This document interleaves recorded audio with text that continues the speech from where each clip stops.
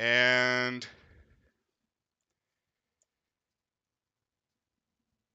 hello, everyone. This is Adam from Scum, and I just learned something really hilarious. When you schedule a stream, and oh no, I can hear myself because I have the stream going. That was a Oh no. mistake. But yeah, I learned that you have to actually go live when you schedule a stream rather than just kind of going as you do.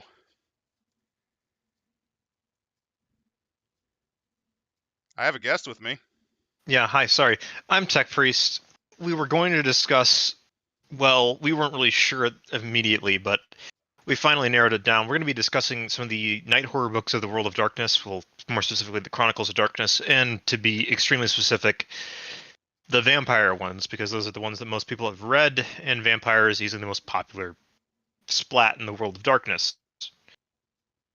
We flipped a coin. It was either this or Promethean. And let's be honest, if we're talking Promethean, we're going to get into some philosophical discussions that could probably last for about 12 hours.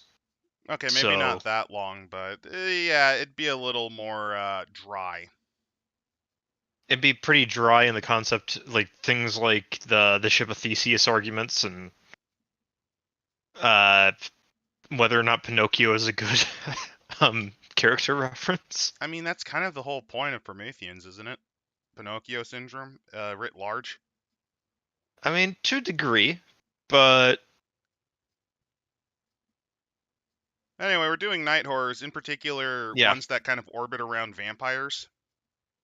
Yeah, if I remember correctly, these were the first ones that were released, which was Immortal Sinners and Wicked Dead. We're going to be focusing more on Wicked Dead at first because Immortal Sinners is essentially it's like the Red List from Original Masquerade. It's a bunch of infamous to famous vampires with a bunch of other ideas behind it, but it's focused more on individuals, which Adam, That's if the second you get that's onto not that, me. Adam starts to go, yeah. I don't go, but it's just to me the best settings are kind of empty in a way when it comes to established people, and it's more about the culture and setting that you're dealing with, like what you're getting into. Like, there's a reason you're probably not going to see me run a Chicago by Night game, just because there's way too many characters that you have to keep into effect, and getting them right, that's a bit of a nightmare. Definitely. The other issue with somewhere like Chicago setting wise is it's like there's It's a too lot crowded, of man. it's very crowded. Let's see, you've got the Suck Club in Original Vampire, which is ran by a demon, maybe? I don't know. I can't fucking remember. It's been a long time since I've read Chicago by Night. Just deal with it. And there's 5 different fucking editions of that book, I think. So, you know. Quality.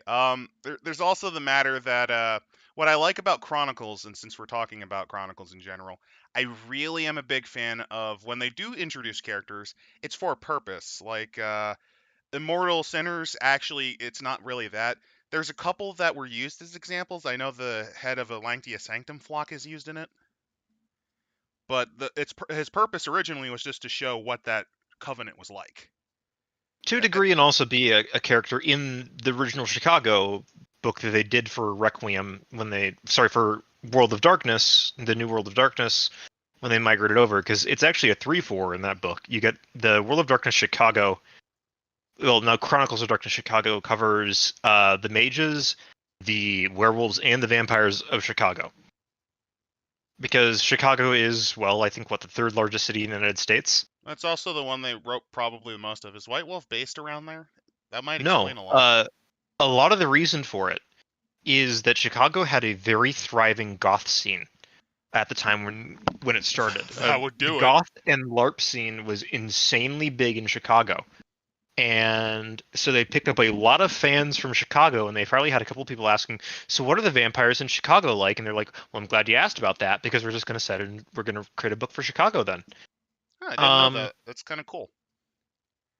A little crowded now, and but it's kind of why I'm not a fan of Faerun. Anyway, we're getting getting off topic. To night horrors, in particular, the not Immortal Wicked Dead. Sinners, the Wicked Dead. Wicked Dead is the first night horrors book I ever read, and it really does set a standard of this shit's fucked. The ideas behind this book is essentially there's two big sections. These are other things that you could call vampires but aren't kindred, They're unrelated, which or might be related, but you don't know or how. might be related. But yeah, like that's the thing is that New World definitely has the fact that you don't there is no explanation of where do vampires come from. Nobody knows. Everything is completely as a storyteller you could say, yeah, no, you're all descended from Cain, but you don't need to.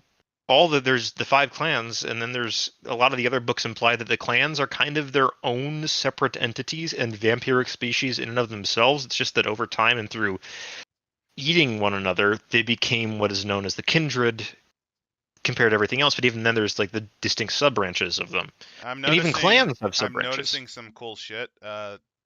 I'm looking through the bookmarks and Indian ghouls, the Bhuta, Yeah, there's some and other actual very ghouls. yeah. There's some very interesting concepts that get brought up in night horrors books. Vampire is probably the best one for it because it takes a lot of this book is really good because it takes a lot of folklore that already exists and says, okay, you want to put this in a book. We might have covered it in another book, but we'll take another spin on it here. Um, so essentially, we do start out with a fiction section from Chuck Wendig for the introduction to all this, and it's actually pretty good. I'm just gonna give you Oh, the you're summary. talking about Thom the Vampire because you're technically ignoring the true introduction, which is I Could Eat You Up. I Could Eat You Up is a bit more of a random sampling, I guess would be the way to put it. Why is there a doll Uh, eating a brain? because the idea is that something's eating memory. Oh, is it the Memnivore thing that I see over Phages, there? predators, and prey, and it's also to show like the idea that we will eat each other all the time. Studies of poultry show that cannibalism can also be the result of the urban condition, often spurred on by overcrowding, poor lighting conditions, racial hatred, and plain meanness. Yeah, chickens will peck the shit out of each other if you keep them in close quarters. That's clever. I actually kind of like that. Maybe vampires are the way they are, at least in terms of eating everything, because they're in the city. Well, that's the other thing about Requiem that it really stresses is that the reason why you don't leave the city is not because, oh, the lupines will get you, oh, like that sort of stuff. It's because it's where your food is. Hunger. You're going to eat because you're there. And the city becomes therefore a gilded cage for vampires that they don't want to leave because they invest time there. They spend their eternities there. And why would you leave somewhere that you've spent years building your power base in? And there's reasons for that, but there's a whole book called Nomads to help explain some of that. But uh I anyway, find it fitting that in the Thom there's I want it be like you. I want to consume. yeah, this is just a bit of thing. So Thom is sort of also in another book which is Immortals. He's got a different name there, but it's the same concept. Thom is a man who is dying of testicular cancer. Oh wow, that's a hmm. Yes. So he is desperately searching for a way to not die, and he's willing to do horrific shit to do it. For example, he drugged himself to lure in a vampire to feed on him so that they'd be unconscious, but he'd be fine since he was used to the drug. And he manages to almost do it because all he wants is to be embraced and become a vampire. Of course, it's not the best way to do that. Is you know, to kidnap a vampire and ask them to turn you.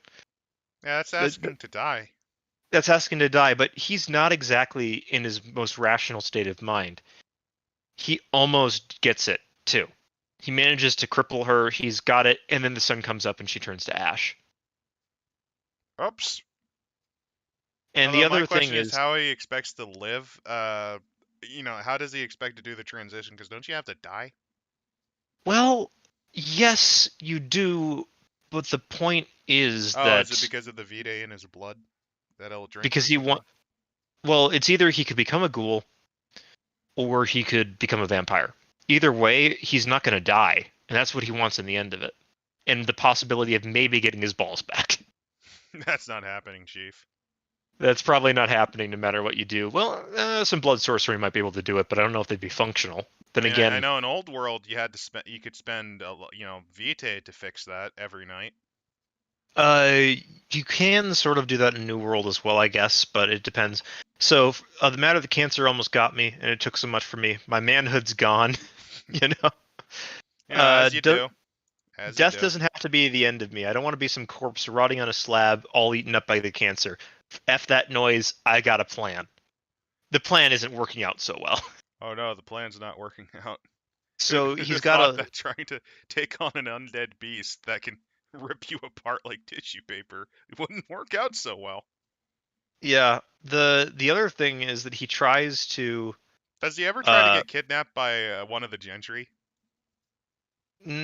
that's basically they if you're looking for that to happen to you, they'll just think you're boring and not take you usually. Maybe that's how he failed that one. Yeah. But anyway, so he feeds like the ashes to some of the other sort of vampire stuff he's got, like some of these worms, these flukes, these other things.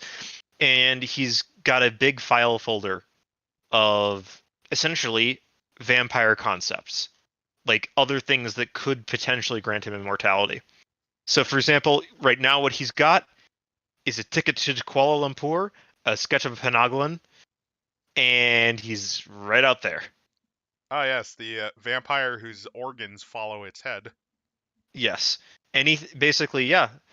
If he can't make do there, he'll come back stateside and check out the rumors he's heard about these owls, which Oh, we'll get those. into Oh, I later. just noticed. Yeah, in the second part they show it. Yeah, there. This is the first deep dive into them. They were mentioned in Requiem for Rome, which I will only mention now, so that I don't go into it again because I fucking love Requiem for Rome, and And the I would. problem is you've gone into it like 5 times off stream, so it's kind of Yes, it's that to good. quote that one documentary. It's all so tiresome. Nothing against Requiem for Rome. It's just after a certain point. After a certain point, yeah, it's just it's really good. Buy it. Actually, spend money on it. Like it's really good. So anyway, back one. So basically, the first section of this book is called the Truth, which is a kindred aren't alone. You aren't the only undead monstrosities that walk the night. Which is a little And bit if of a nod to how in Old World there were other things like the Nagaraja yes, and Quajian. the Nagaraja were a bloodline of kindred. The Quasian were completely different altogether. And Uh, since we're shilling books that we like, I recommend if you want to take on Vampire that's a fusion of it and Wraith, I seriously recommend Kindred of the East. Kindred of the East is a very interesting setting and book, and really only gets kind of lumped in with people that go, well, it's all about arrogance from people who don't read it or are too attached to Vampire to really get the ideas that it's, Because let's explain. I'll explain it quickly since that's not the main focus. But yeah, the go for it. Quajian or the I forget their actual term. But what happens is if you go through life earning this karmic debt, you're usually a piece of garbage that throughout life accumulates a bunch of negative karmic debt.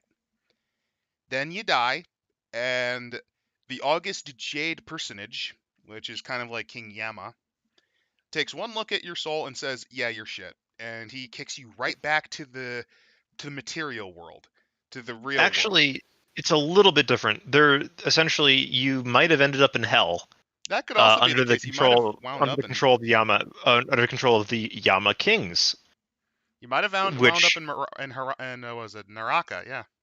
yeah, and you clawed your way out. For whatever reason, you were able to have enough unfinished business to claw your way out, and you made it back to your body, and now you're a zombie for a while until you can regain essentially sanity or any other nearby body that could potentially hold you. That's If your also a body is corpse. destroyed, yeah. Yeah. Basically, yeah. When you die, you could be one of two ways. Either you were found wanting to the point where you were put back into the cycle as one of these things, or you would just escape from Naraka.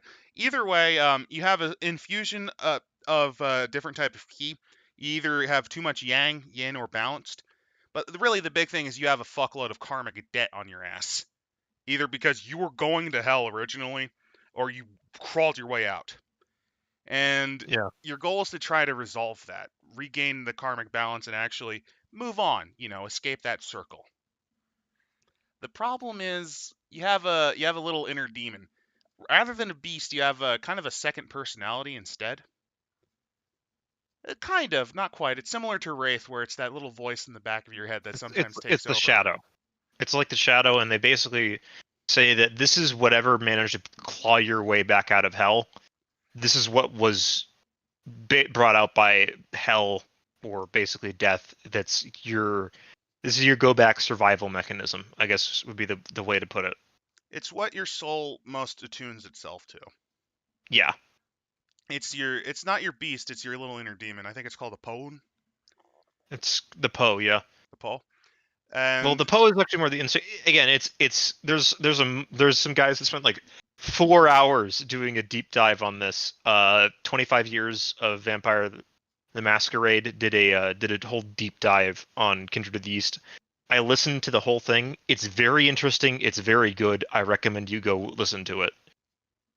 yeah, They explore it in depth and better than we can really do, because I haven't really read it in depth and those guys have. So and is that Chinese, Japanese, Indian, or Tibetan Buddhist karma cycles? Yes.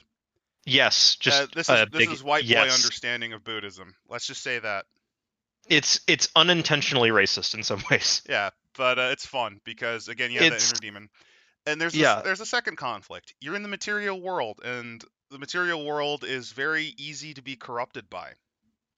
Your yeah. goal is to pay off that karmic debt because you don't want to be in Naraka. But You don't want to be the slave of the Alma Kings, basically. because it's awful. Yes. But on the other hand, this world is so tempting to just kind of control. There's so much stuff in it to do.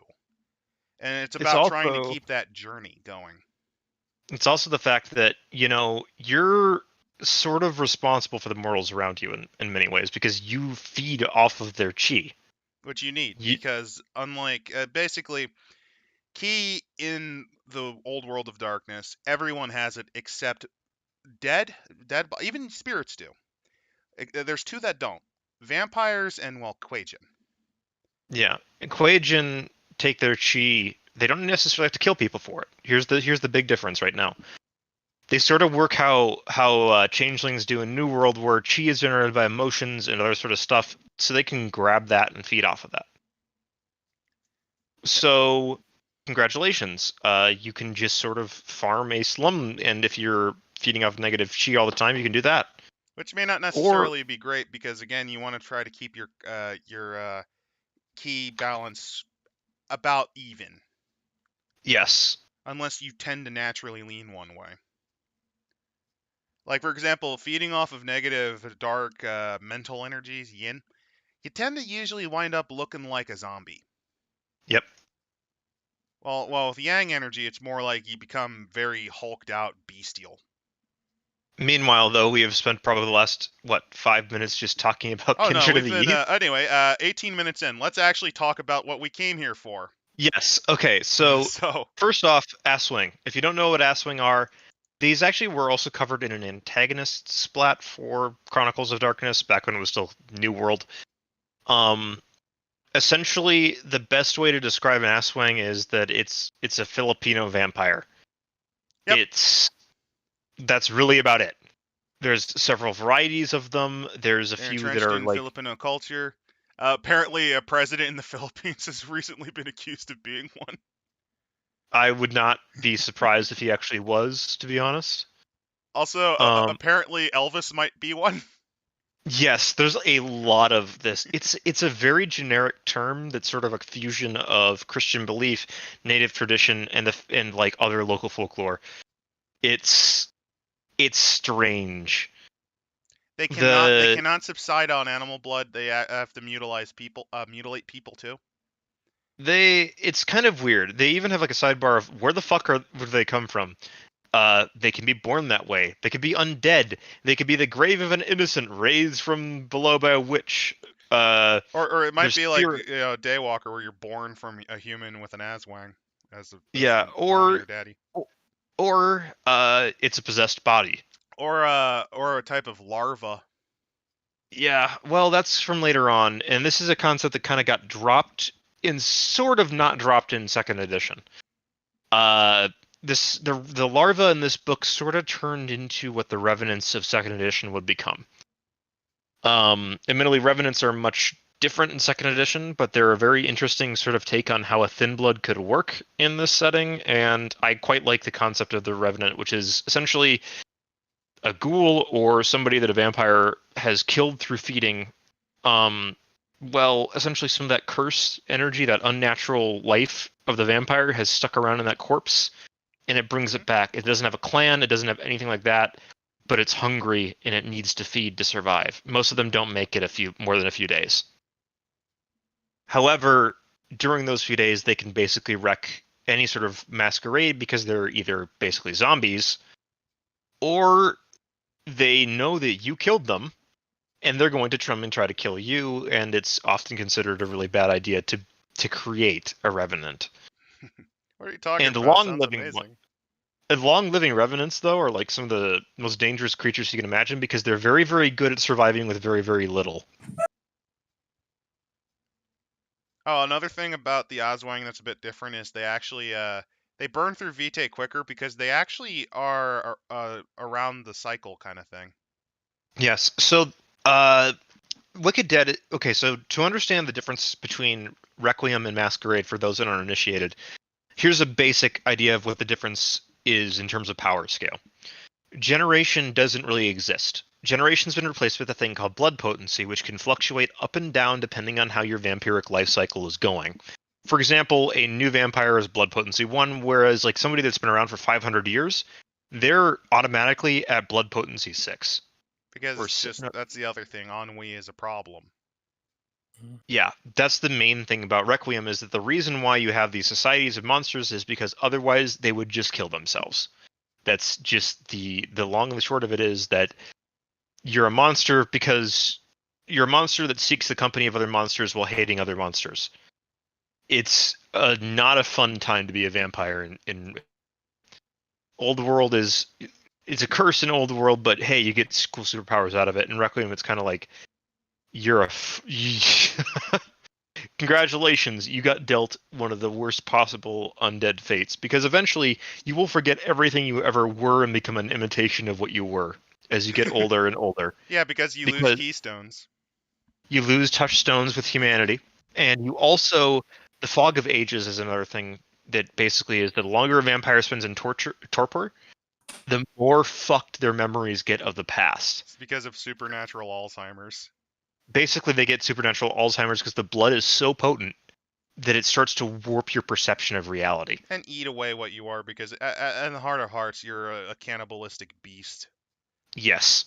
So this gives the thing about a lot of the creatures in this book is they have a thing that's called blood potency 0, which is sort of what ghouls have, which is that they can use vitae, they can get vitae, they can consume and spend it.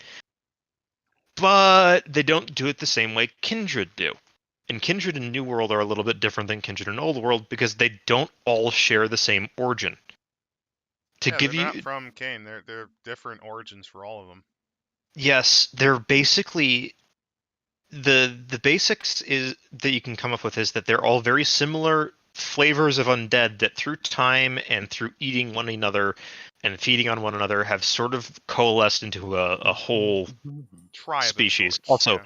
hello, somebody has joined and we are being a little bit rude by not letting them introduce themselves. I'm just. Hi, guys. Hey Al, Hi. we're talking about Filipino vampires and new vampires. And the Oh, difference between new and old world in terms of some of the mechanical stuff. So yeah, essentially it's that it doesn't. For example, you could have an old world. You could have a 700-year-old vampire who's a 13th generation vampire, Yeah. which just is sucky. You know, While 700 years old vampires in New World, no, they're always going to be bullshit powerful, but near they're insane. either going to be bullshit powerful or they're just going to be sleeping. Yeah. Because You can stay awake for about 1,000. You can stay awake for about 500 years at a time. If you really push it, you could probably put it longer, give or take 50 or so But years. torpor But does actually help reduce the blood potency, which is kind of needed. blood potency is reduced by torpor because the higher it gets, The pickier you have to be with your target. eventually your blood gets so potent that the concentrated life force that you need to survive can't be just siphoned off of humans anymore. It has to be off of other vampires. It has to be off of other vampires, or to some degree, some other supernatural beings, because there's ways to feed on them. Effectively, but hey, that's more of a side note. Anyway, so Asswing, the basics of them are that they are the Filipino vampires, but they've got a few other interesting tricks up their sleeve. Mainly that depending on what kind of Aswing you are, is what kind of thing you're gonna do. So there's several different types. There's 3 that are Unfortunately, listed in this it's book. in weird cursive writing, so I can't understand it. Okay, the Halima is the first one. These are the most versatile and dangerous. Basically, by day, they are your average Filipino citizen dodging the current weird guy president of presidential dictator of Venezuela's drug enforcement hit squads. By night, they become something completely different. Like literally forgetting everything about what they did in the day. It's kind of like Not only that, it's they kind of like become different. it's kind of like Tyler Durden in a way, but Well, you're an unholy blood-sucking monster. it goes beyond that. You're like a werewolf, except it happens every night. Isn't that great? You can fly though, which I mean, hey, Oh, they fly now? They also shapeshift. yeah, they can shapeshift into any human that they've killed, which is Oh. kind of terrifying. And they get Now- gigantic claws. Yep, the next one is called the Tick Tick, which is the worst and dumbest name for a monster I've ever heard. But they become bird people. It's great. They become bird people with giant suckers. So Yeah, giant suckers, and they kind of look like if you took a velociraptor and a bat and put them in a blender. Ugh. yeah, they've got Basically, like a Chronicles butterfly of Darkness proboscis. vampires are hemoglobin cannibal meth addicts. You're not wrong. No, that's about spot on. Only it's not quite meth addicts. It's more Heroin junkie would be the better way to put it. Hey, the thing is though. So essentially, blood to them is like warpstone to the Skaven. Yes. Man thing want rock? We must get rock. I want this. I want the shinies. Give me the warpstone. Yes. And then you've got like, since you of are course, here, that Hal, let me move you into the group. Here we go. I don't know how long I'll be here, guys, but because of yeah, that's fine. So they make they all shift at night, which is one of those things. But like the Tick Tick, the reason why they have their name is because it makes a tick tick noise when it's sucking on people's blood, like tick tick tick tick, which just sounds yeah. Which is both hilarious and also kind of creepy. I mean, I don't know. I think the next one where you turn into a goat with no horns is pretty stupid too. But what if you're a horn with no? They have ears that clap like hands. Yes, you can clap your ears together like hands, which I think is just like what? But what if you're a horn with no goat? Now we're getting like really metaphysical right here. We're not doing Promethean as much as I want tonight. Well, Promethean it deserves its own separate deep dive because holy shit, Promethean. Yeah, they can make a trance. They slap their ears, and because you clap, they make you clap because you recognize what it is. They also need the heart of a virgin to create an amulet once a year. Which I mean, good luck in the Philippines. So yeah, they'll find a virgin with rage. I mean, yeah. Anyway, so the next bit is the Bykosh, which is an interesting Native American legend, essentially. Oh yeah, the Time Stealer. Yes. It's like a ghost mixed with a vampire mixed with a spirit. Because why not make it worse? So the way that it's described in this book is essentially this is a force of nature that will kill you with whatever weapons it has. And some of these weapons are going to be, ancient. Some of them are going to be, it's got a fucking Glock 17 and it's going to put a cap in your ass. By the way, it has no anchor to be destroyed from, by the way, because it's the Nope. entire North American mainland. Good luck. Yeah, I mean, I guess you could nuke Canada, and that might do it, but... No, it wouldn't. It wouldn't. You'd have to nuke the entire, all of North America. Yep. You'd have to basically crash this plane, no survivors, like multiple countries to even have a chance at stopping them. Yes, and it's always armed. This thing is basically like a Second Amendment fundamentalist's wet dream. It has every single weapon it could ever imagine, and it will use whatever you use against you. If they slept cradling their rifle, you'd be safe. Yeah, like you have your fucking machine gun. It has a machine gun too. Like, and it has machine guns with bullets that will seek you out through cover. However, it can only attack you if you're not in a war. Yep. As long as you're fighting a war, it's fine. It's fine. The problem is that there's really no good way to kill it. Once you get rid of it, I think the thing with this is that it's probably been killed or destroyed before. It just moves on. It's just like, you're just not worth it. I just realized this thing is basically the Final Destination thing. Yes, it is. Oh, don't remind me of those films. They're so bad. Yeah, but that's basically what a Baykosh is. The way it You were works supposed is, to die, and so it's going to come and or get it you. believes you were supposed to die. Mm-hmm. Mainly, it only appears if you went through, those situations where the party should have died. Yeah. That's basically what happens. If you pull an impossible move with a party, this thing kind of wakes up and wants to know your location so it can shoot you with guns and bullets and ancient weapons like the Atlatl. Yeah. It also what it does when it catches you. Is the thing is it doesn't kill you through bullets unless you're in the way of its target. Once it gets to the target, what it does is it goes, well, I'm going to cap this guy in the knees and in the arms or whatever. I'm just going to disable him, and then I'm going to carve his heart and his liver out and eat it right in front of him. Because it needs them to keep to feed. Oh, also, just say that the Virgin, when you make the amulet's a drug dealer. You'll be fine. The Philippines are Brought fucked. to you by our chat. It's not us saying Yeah. this. I know. Anyway, so the next section up is the Hindu corpse hopping ghost thing. Don't mind me. I have to reboot the Wicked Dead because things are happening. Why are things happening?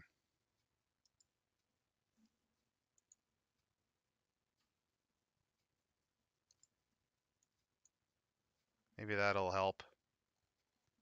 Sorry about that. Yep. I kind of forgot how madcap World of Darkness could be. Ah, yes, the Oh, it Indian can be. ghouls, the Bhuta. These are great. Yes. So the basics of a Bhuta is that it's a ghost that takes over a body and kills the soul, devours it, and then just wears it. Yeah, It must eat flesh and blood, and then once the host body is fucked up, it'll just jump to a new one. Yeah, it's a possessor. The best way to describe it is, it's like if you took a ghoul, like an actual, legendary ghoul, and then decided to make it a little bit of geist. And Old World to agree has an anchor. It's something that's keeping this ghost attached to the real world. Destroy it, it goes bye-bye. Yeah. The example here is a Bhuta of a guy that was he managed to make it to America. He became a taxi driver in New York City, And then he got fucking murked for stealing from his bosses. But of course he couldn't move on, so he's stealing bodies. Yep, in a state of And utter desperation. He is beyond the point of structured, meticulous plans for the future. He just wants the warmth and weight of a solid form, the rasping silk of skin-on-skin contact with another human being, the taste of a hamburger. He's completely gotten rid of everything about himself. yeah, Because they become sense freaks when they take over a body. to a degree, but it's mostly just a feed. Murder.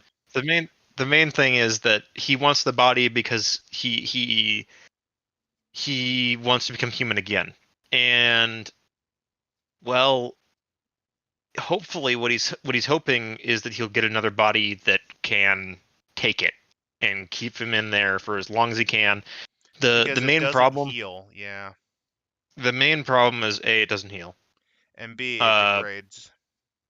It doesn't degrade as it actually doesn't degrade as No. fast as it will for some other things that we'll get The get flesh to. itself But rebels against the foreign presence, and the host body begins to it's fall apart. That you it's have a not as number of fast as days a few equal other to the things. body's stamina. Yeah. It's as I mentioned, it's a little bit different in terms of the length. I like how you're So trying to sell this up when I'm looking, and you have at no, best I'm 5 days of nothing, and then after that you have to roll stamina and resolve for the host body. And each time you fail, you take 2 points of okay. aggregated Give me a damage. second here.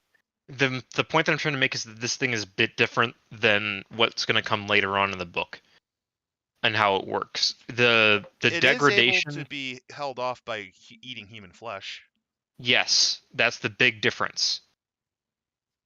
Essentially, it has to eat people to stay in its body as pristine as possible.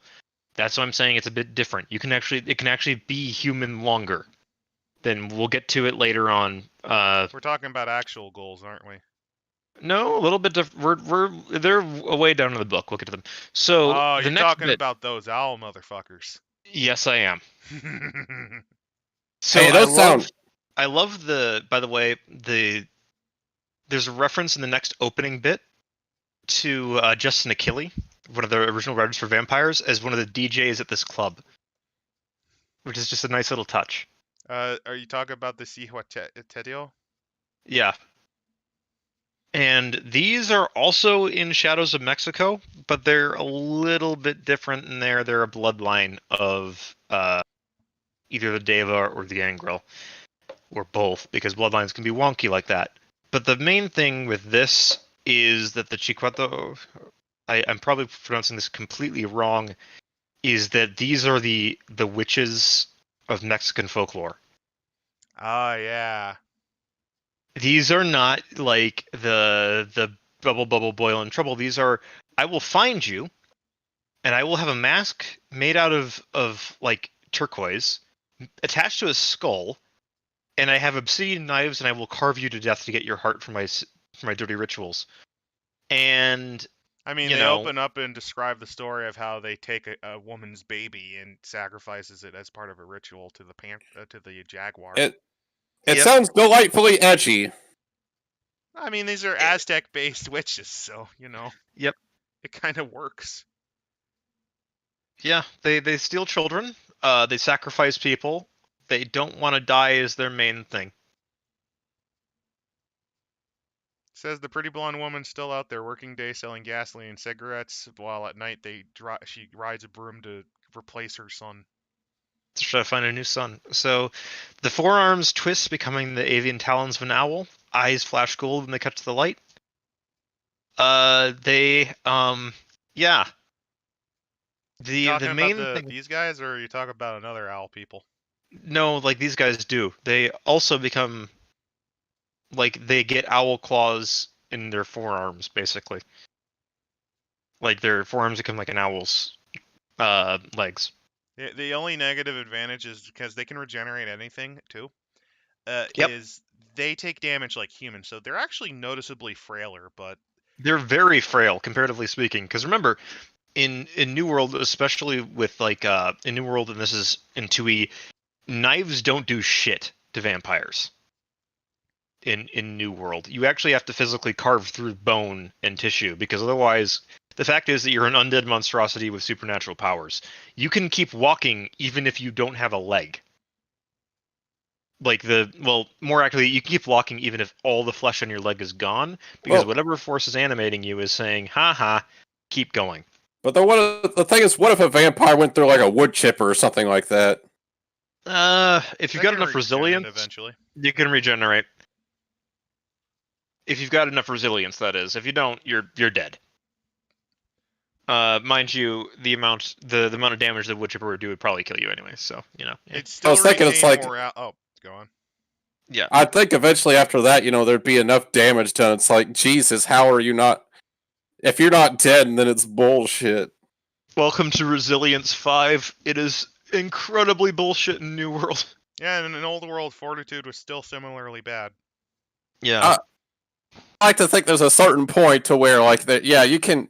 There's only so much damage you can absorb till. In New World, you can literally have you can basically have your entire head missing with resilience active and still be completely functional because resilience is that bullshit. Like, to give you an idea, if it wasn't for the fact that they're terrified and take massive damage from fire, a vampire could hypothetically survive being dropped at an orbital velocity. Theoretically, If I'd they still had say you'd take Fortitude enough 5. damage. Not Fortitude, You could still, Resilience you'd 5. probably still take enough. You'd still take enough damage to die. You'd just be alive for a little bit longer. It'd take a while. Like, it takes a lot of punishment if you have Resilience 5. Resilience is a really good discipline for that reason. It's people sleep on it because vigor and celerity are just so much more flashy. But like, There's something. resilience is to give insane. you an idea, a scary idea for a vampire sheriff is you get a Ventrue with Resilience 5, and he's basically an unkillable monster. Resilience 5, animalism 2, so he can make like undead little ghouls to chase after you too. He'd be the ultimate serial killer monster. It's great. Yeah. He's gonna be like, "Welcome to Ghoul School, bitch." Anyway, the Techio also, they keep morality instead of losing it for humanity. Yeah. Which is interesting because this basically means that they're going to go completely bugfuck at some point, because this is the first edition of New World, where it was very much based on the Old World morality And system. you cannot regain willpower by sleeping. Instead, you have to do it only via their virtue or vice. Oof, that's actually sucky. Yeah, like, I kind of like how that's considered an advantage. Well, it's an advantage because No humanity tests. they still get their virtue and vice regains. They get some disciplines. They get the first dot of Majesty and Obfuscate, as well as one Rite of the Crossroads, which is what they get. Which is blood magic, basically. There's a bunch of other They stuff never about suffer frenzy. Yep, because they are not vampires. Other traits: the sun does not harm them or strike fears, but they cannot utilize discipline during the day. They age at 2/3 the normal rate, But and you don't die, so you just become a horrible. Yeah, you you live become long like the enough. things. You can become like the mummies in the attic from the ritual, or the forest, or whatever that. Or alternatively, like the Last Crusade, where he chose the wrong cup. You chose Yes, poorly. Yeah. So essentially, the main thing about these is that they're fucking hag ravens in many ways. Yep, the Rites of the Crossroads believe that their dark patrons, their dark Aztec gods, grant them the sorcery that the women use to follow their dread tenets. They gain a variety of powers that way. Like They get a bunch of rituals. They can do blood magic. It's kind of. Let's get on to the next one, and the next one I think is one of the standouts from this book, because it's like, holy there's a fucking pretty great shit. Hagraven picture to show what they look like too. Yeah. Go ahead and use that. Sanguinaria. Yeah.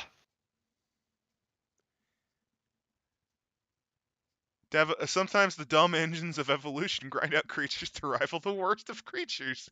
Like this! Yeah. Parasites. Let us consider parasites. Some recent studies suggest that in complex ecosystems, the total biomass of parasites exceeds that of predators. Yeah, because remember, And then they there's go also, into a bunch of.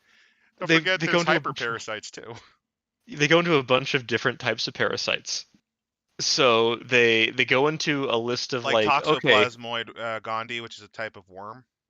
yeah, they also go with like Protozoans.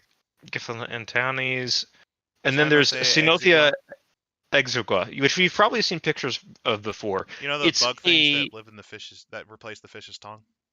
yeah, it's almost symbiosis basically.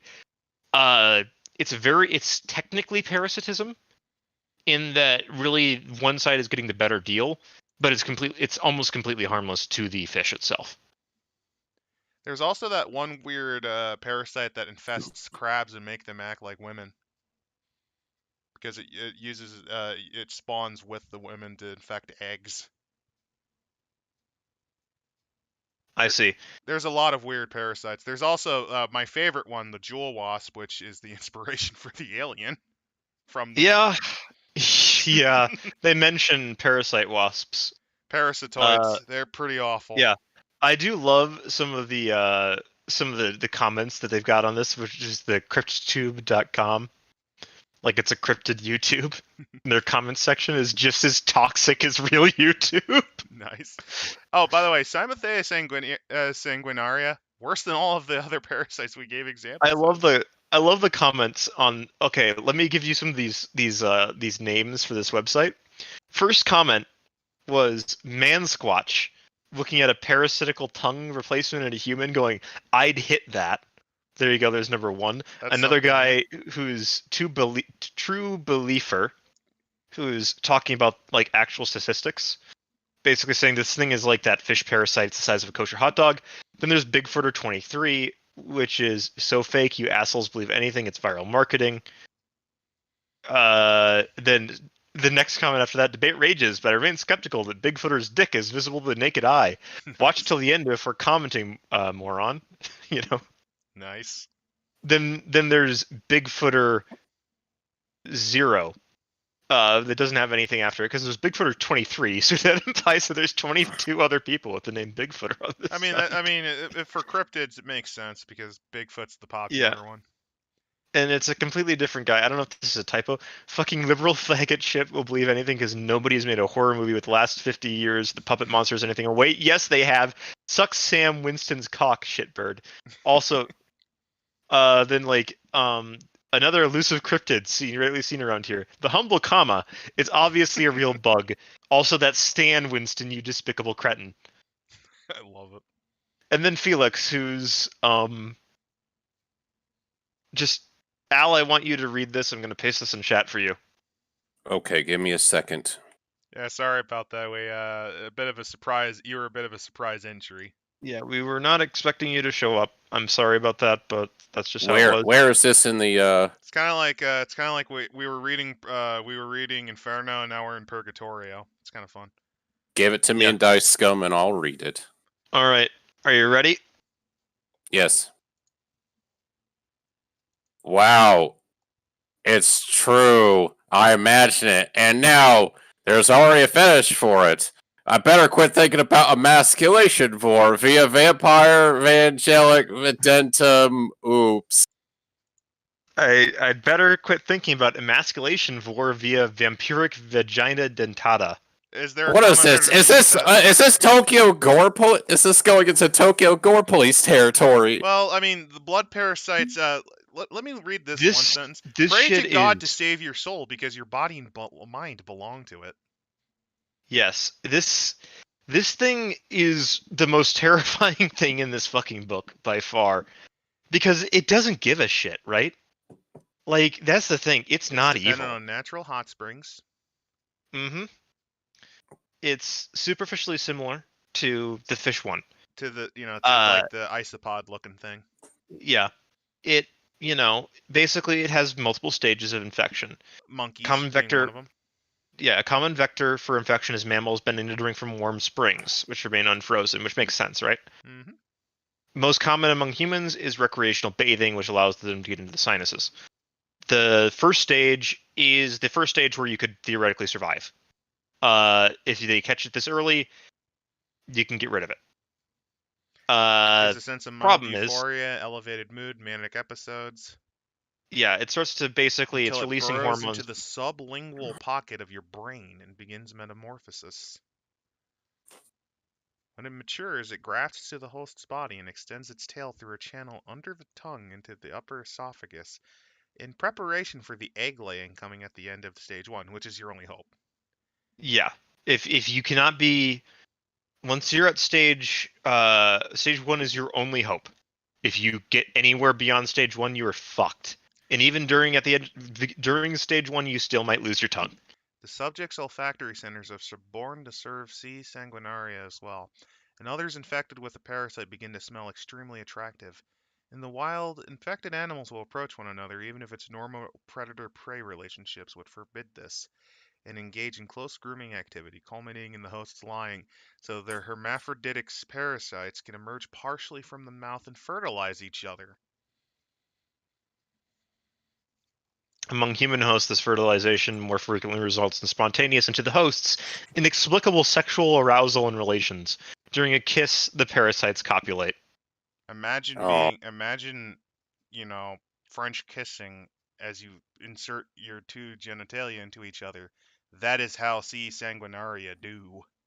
Yeah, that'd be how it do. So the next section is where it gets kind of fucking terrifying. Oh, they change their So behavior to become territorial. yes, it does that, and it also needs blood to mature. Oh, it gets worse. The son of other infected hosts now becomes repellent. It deposits its eggs and coast in a thick layer of mucus into your esophagus, so they migrate downward Into into your the stomach intestines, yes.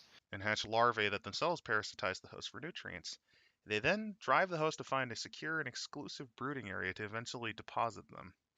Host passes through increasingly common periods of fugue, a loss of conscious volition during which the complex actions and interactions can take place which the host won't remember until they're driven to sentience.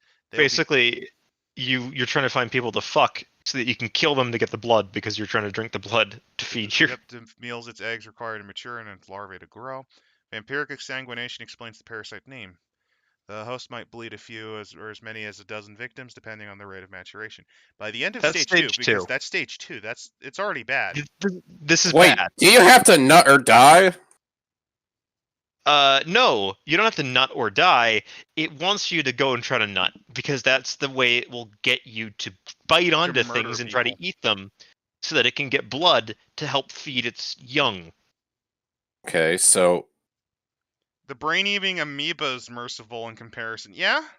We're not even done yet. This is stage 2. This is baby stuff. We're not in stage 3 yet. Essentially, at the end of stage 2, you're entering a permanent fugue state. Your brain Basically, is you become a zombie. on purpose. Your brain is the host's consciousness is completely, well, it's not gone. It's But you're stuck locked in in your there. head screaming Yes, permanently. permanently, and it will physically damage your brain so that you cannot. I have no mouth and must read. I mean, don't Basically. worry. A lot of your more Don't worry, you will die. your mind starts degrading. I mean, the important stuff where the parasite's still kept and tapped into by its own synapses. As horrific as it is, the telepathic observation by a group of vampires of a stage 3 host revealed that his conscious mind remained alive and aware, forced to watch as they endure the actions of his body without any ability to control or override them. Yeah. Patterns Stage of brain 3. damage caused by the parasite's chemical excretions suggest certain brain regions cut off physically from others. The mind of the victim, walled off an oubliette of neurons and shown atrocities without the power to close the eyes. Yeah, it cuts away your motor cortex. That's one of the things it cuts out. Because that's what it needs. It doesn't need the rest of it. As stage 3 progresses to its inevitable and grotesque conclusion, because this is not the final form. This is not even its final form. Yeah. It becomes more feral and increasingly territorial, meeting perceived threats with violence. The blood meals have done their work, and when the larval parasites have reached the stage of maturity, permitting them to survive as free swimmers in the brooding pool, they release chemicals that cause in the host severe abdominal cramping and contractions of the intestinal muscles, not unlike mammalian labor. The creature compels the host to immerse themselves in the pool, and then experience a violent distension of intestinal tissues. Larvae burst out into the pool, taking with them most of your destroyed intestinal tract. Basically, you're shitting yourself to death. Not just like you red sock yourself to death. Yes. You Um, prolapse yourself to death. and now your prolapsed body will attack anything that comes near that pool to drag it in there for the infection to continue. Yep. Death by prolapsed asshole. Oh, and because you And don't absorb nutrients, you're doomed because to your die like intestines are a fucking few days gone, later. you will Yeah. starve to death. Yeah. And of course, that takes the parasite with it. But hey, it's reproduced. So Darwin says it's all good. Yeah, it succeeded. In the end, the lesson we learn from parasites is that we're all flesh, we eat, and we are eaten. Everything else is just meat singing to itself in the dark. And apparently this is that movie Teeth. When talking about the mouth possession. Yeah, okay. So they go through a bunch of other like stuff about how would you use this. It's kind of if you're zen about the whole thing about like your brain getting contracted away. They're talking about how you'd actually play through this. They're talking about like it's if you're zen about the whole thing, it's almost nice, that it's complete surrender to the parasite is kind of freedom in a way. It's almost nice until you have to watch the parasite eviscerate a pair of earnest Mormons who were unfortunate enough to knock on your door. Well, You no, know. or if you're still not bothered, it's where you crap yourself to death. Yeah. You prolapse yourself to death. And then they give some other examples of here's how you could add this to another game, and here's the I other know thing how about to add this to another game. This is an amazing, like if you're doing a hunter game, this is an amazing thing. it is. This thing is great for hunter as well as for vampire. If you're wondering why it's great for vampire, it's kind of simple, right? Because if a kindred acquired something like this, Before being embraced. or Oh, that could not be necessarily interesting. before being embraced, I think the blood would reject it, basically. Or a Gould version of this thing. You're gone to something here. So one of the things that they talk about here is that a kindred naturalist, basically there's a spa with a old cult that was trying to, uh, that basically worships C. sanguinaria as a, basically it's the cult from hell that wants to infect everybody with this shit. Because they view it as coming closer to God. Because, of course, somebody will do that. The worst part about this is that, okay, good news. Good news about C. sanguinaria. They're not supernatural. They're completely mundane. They're completely mundane. If you've got a ghoul and it gets infected by this, ghoul, if you can keep it from, if the parasites, if you can kill off the larva, which is totally possible by, poisoning the shit out of the ghoul. I mean, like it's a parasite, maybe like quinine or something like that. Yeah, like theoretically, there's a lot of things that you could do to a ghoul that could theoretically would kill them, but they're a ghoul. They'll survive it because of the blood. They'll be able to heal themselves. So you could literally cut all the parasites out of them, or whatever else. The main problem is that if you're at a stage 3 host for one of these things and you make it a ghoul, things become a problem. So think about it like this, right? If a host in second or third stage becomes a ghoul, obfuscate just doesn't work on it anymore. Because that affects your perception, and that's higher brain functions that just don't happen in this thing anymore. Right? You can't influence it, dominate. You can't charm it with majesty. All it cares about is pure fucking strength, and it's a ghoul. So it can do physical disciplines just fine as long as it's got vitae. And on top of that, you just addicted a parasite that already drinks blood to something even more efficient and stronger. Yeah. Hey, remember, we're going to talk about them later, but there's a certain type of ghoul that it reminds me of, but it's worse. This is worse. This is one of the most horrific things, because they even talk about how the stages and what happens to your attributes, and they give a bunch of different stuff to this, and they mention that like there's an infected custodian as the main character, and you feel terrible about this dude. He peaked in high school, like that kind of guy. Ill-advised bonding with an estranged father via the manly outdoors pleasure of camping, and a buck deer in his final throes of stage 3. gored him and infected him with the pooper. discharge from his anus that had larvae in it. If only Gary had elected to take the PPO rather than the HMO health plan. His treatment at the emergency room completely failed to notice the parasite working its way into his sinuses, and then it was a week before he could see his GP. At that point, he decided he felt too good to see the doctor. Essentially, early on, yeah, you could be saved. If, Which, this is too late. yeah, welcome to stage 2, when he accidentally killed Mrs. Salia, a teacher that he was fucking, because, remember, when you're in this euphoric stage, you're going to take those sort of dumbass risks, right?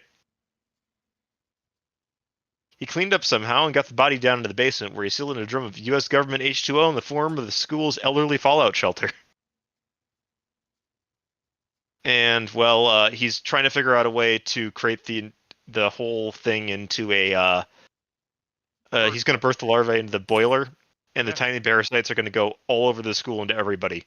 Because, there's a reason these are awful. Yeah. Oh, Jesus, yeah. So, in other words, if you want to remember that Vampire is a horror game, this is a great way to do it. Yeah, Sanguinaria is one of those... You don't think about it, and it's kind of really clever. Yeah, because it's not evil. It's just doing what nature tells it to do, and nature tells it to reproduce. Ooh, I have a stupid variant of this idea. What? A fungus, like a kind of Cordyceps? Not quite cordyceps. That's too lazy. I was thinking a fungus that grows elements of the hedge. Ooh, that could be neat. Like a changeling, like originally it was just a type of athlete's foot or a type of ringworm, right? But now it's like literally a supernatural. But okay. What happened was the guy was taken to Arcadia, and it also mutated because of the effect of ripping through the hedge. It attracts huntsmen. Yeah. There you go. So the next bit. Well, it attracts huntsmen, and it also kind of decays your skin and turns you closer to like them. You like it? Yeah, I do like this next bit. So essentially, this is the bit of it. The start is it's a pro-anorexic topic. Now here's the thing when you're going through it with all these posts, and it's essentially the Formose are vampires that instead of blood, they go after fat. So basically, remember that the undead are mutable. There's going to be something weird that happens. So there's a little bit of some. By the way, they feed on human misery. They grow fat upon disappointment, upon failed aspirations, upon damaged senses of self, and that's not a metaphor. Formose become quickly huge, bloated sacks of something very like fat, but not quite fat. As they age, they lose the ability to move on their own, and really, basically, like. And they stop becoming human too. Yeah, like shit. And you see a little bit of it in that board. Yeah, this is sort of an example of it to a degree, but like they make a really interesting point when they go through this, where they're talking about how they work. Formose, beautiful too. Yes. Things change. Formose can really only okay, so basically here's the start, right? They create slaves by giving them sections of their own fat to chew. And the reason why people do this is because, well, it's weight loss supplements.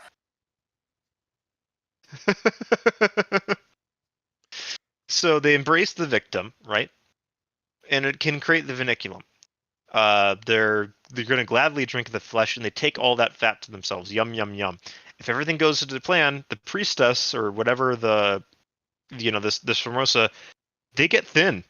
They get beautiful, and it enslaves them all. The problem is you can really only have a few of these. And eventually you need new feeding grounds. Also, because they're miserable, yeah, they burn out pretty quick. Yeah. Oh, here's something very interesting. Every so often, a vampire might come across a weird ritual book translated from Latin to stilted, convoluted English. It's called Zemun Veneris Attisque, or the Issue of Venus and Attis. Actually, it would be pronounced Semen Veneris Etisk. I didn't want to say that word, though, just in case of, sight I mean, being we've what it already is. said fuck. True. We've already said Yeah, fuck Semen a Veneris. lot, Yeah, so good point.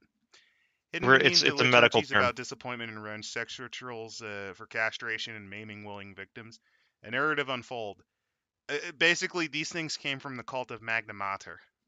Which is one of the possible explanations of these guys. The more likely is the same thing about like everything else. They talk a bit about like pro-anorexic sites. They talk a bit about how like the modern age is basically like their golden age. Everybody wants to be a thin supermodel, like a lot of that. So, you know, Maybe they were like super rare, and they're just they've become exploding much now. more common now because suddenly the internet gives them their perfect hunting grounds. Pro-anorexic white girls. The ultimate victims, Made the from ultimate drug stolen dealers. their fat is made from stolen aspirations and jealousy. Yeah, I already got through that. So I'm on page 47. Basically, the point is that they're trying to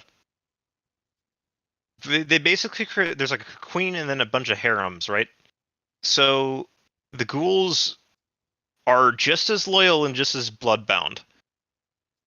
The main difference too is that like they're very similar to kindred. Like they have the kiss, right? Oh, here's something. They gain 50 to 100 pounds for each point of blood potency. Yes. The older they are, the fatter they get. Yeah, they have their own version of the kiss. The same number of They VJs taken, trigger too. Yeah, they trigger the predator's taint, which is basically the instinctive thing in a vampire that says, this is another vampire. In old world there wasn't that. You could meet another vampire and not know that they were a vampire without aspects.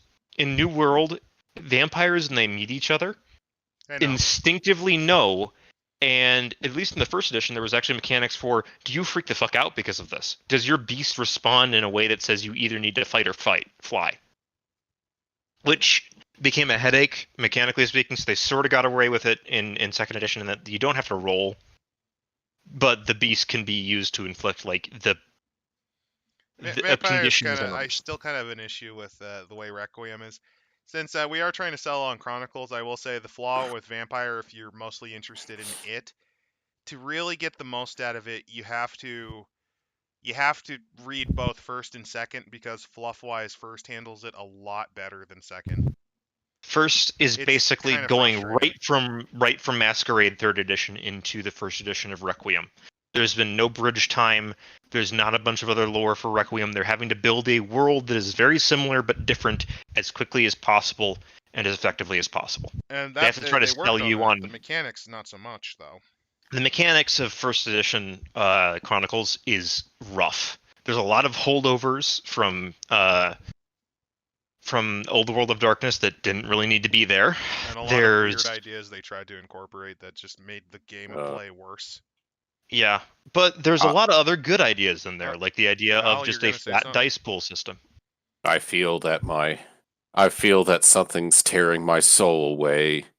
I think this might be the end for this incarnation of me. Oh Rip no, Al, the owl he people are never getting scored. him. Oh Uh, no! Oh no! No, Al, no! I need to tell you more about. Oh, he died. Yeah, the birds went Anyway, away. The birds took him. they got him. Rip. So Press F for the two people watching. Press F for Al getting stolen by owl people. yeah, so they even talk about it in here. This is actually a sidebar that I really love, and I'm gonna clip it for you here because it's a thing that I think is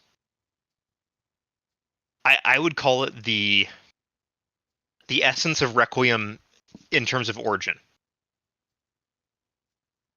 Basically, kindred aren't really kindred.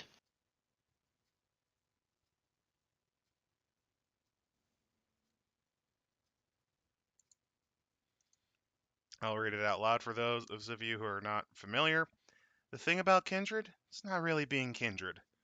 So one wan, slightly cookie maquette wrote this document a year or two ago that went the rounds among some of the other kindred in the Order of Dracul worked out email.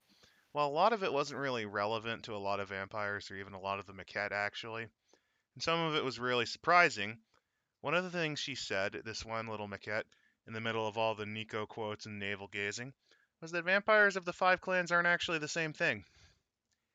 As in, you can look at, say, a maquette or an Nosferatu and think vampire. A bit different, sure, but fundamentally the same source. So there must have been some common ancestor, some vampire evolutionary root that produced these five clans, which makes the assumption that the supernatural follows the rules of the natural world and misses the fact that they do have a common root, humans. What if the five clans actually appeared independently and only look similar because they were all once human, and humans who die and become undead are more likely to turn into things like this? The Formosae are like this, but not quite similar enough to be another clan, but still overlapping with the kindred in a lot of ways. Creature like this makes the idea of the kindred themselves are more different from each other than they think a lot more sense. Which, again, as I referenced earlier, is really the kindred aren't one type of vampire. There are a bunch of different types of vampire under one label. Yeah, and the only reason the Formosae didn't make the cut was because their method was a little too different. Yeah, they're different enough because they don't rely on blood as much as they do on, well, fat. And they don't even really drain blood. They induce misery. Yeah, they can also store insane amounts of vitae. Because they store it in fat. Yeah, kind of disgusting. Then we get to ghouls, like proper ghouls. Yeah, not the ghouls. You know how we have like ghouls in Requiem Masquerade, basically a mortal that's been fed vampire blood and through an active will essentially been turned into Renfield from Dracula. Yeah. F. It's Birdemic. No, it's F. It's Strix. The Strix got him. But yeah, ghouls were originally just, living servants that vampires would create by just feeding them a bit of their vitae, their supernatural goo, and they just kind of became crackhead guardian watchers slash servants slash abuse victims slash blood piggy banks. Yeah, these aren't those. These are the Arabic ones that live in the tombs and, gnaw on the bones and your flesh. Preferably your flesh. Give me your flesh. Yeah. They fucking eat people basically. They say that when the world was yet young, before the world had been gifted the laws of heaven, humanity remained a wicked and devilish thing. It rutted in the mud with abandon, and ate uncooked flesh in its sloth. The people gorged upon wine and drugs, fulfilling their every base appetite. God came to the wickedness of these creatures and spoke.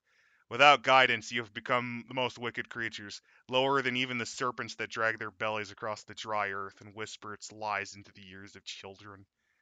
Shocked by the glory of the Lord, who in this case is Allah, the wicked creatures stuttered and protested. They knew not what they had done to cause such offense. The Lord named their crimes, and they felt shame they had not known, since they were virgins at their mother's side. When he finished, the Lord again spoke. You, my wayward children, are doomed to the fires of hell. If you beg forgiveness now, you should be made divine, that your damnation be turned into greater service. If you refuse me, know that you shall be cursed until the end of time with madness, obsession, and pain. Now, most of And them that's how accepted his ghouls are offer. born. And this is where the start of ghouls are, according to them at least. Again, ghouls are kind of. This is a great way of having like a vampire that's similar to the Nagaraja, but without actually having the Nagaraja come back. Although I will say that again, there's a little bit of white people trying to understand culture because, Shaitan was Yeah, not there a is. person. He was a jinn. Jinn are completely Yeah, different they from they even humans. mentioned Jinn. Well, both became the Jinni, which whatever. Point being though that they are essentially undead, sort of. They eat they eat raw flesh. They need raw flesh. In total, it can be animal or human, Which is but interesting that they can be animal.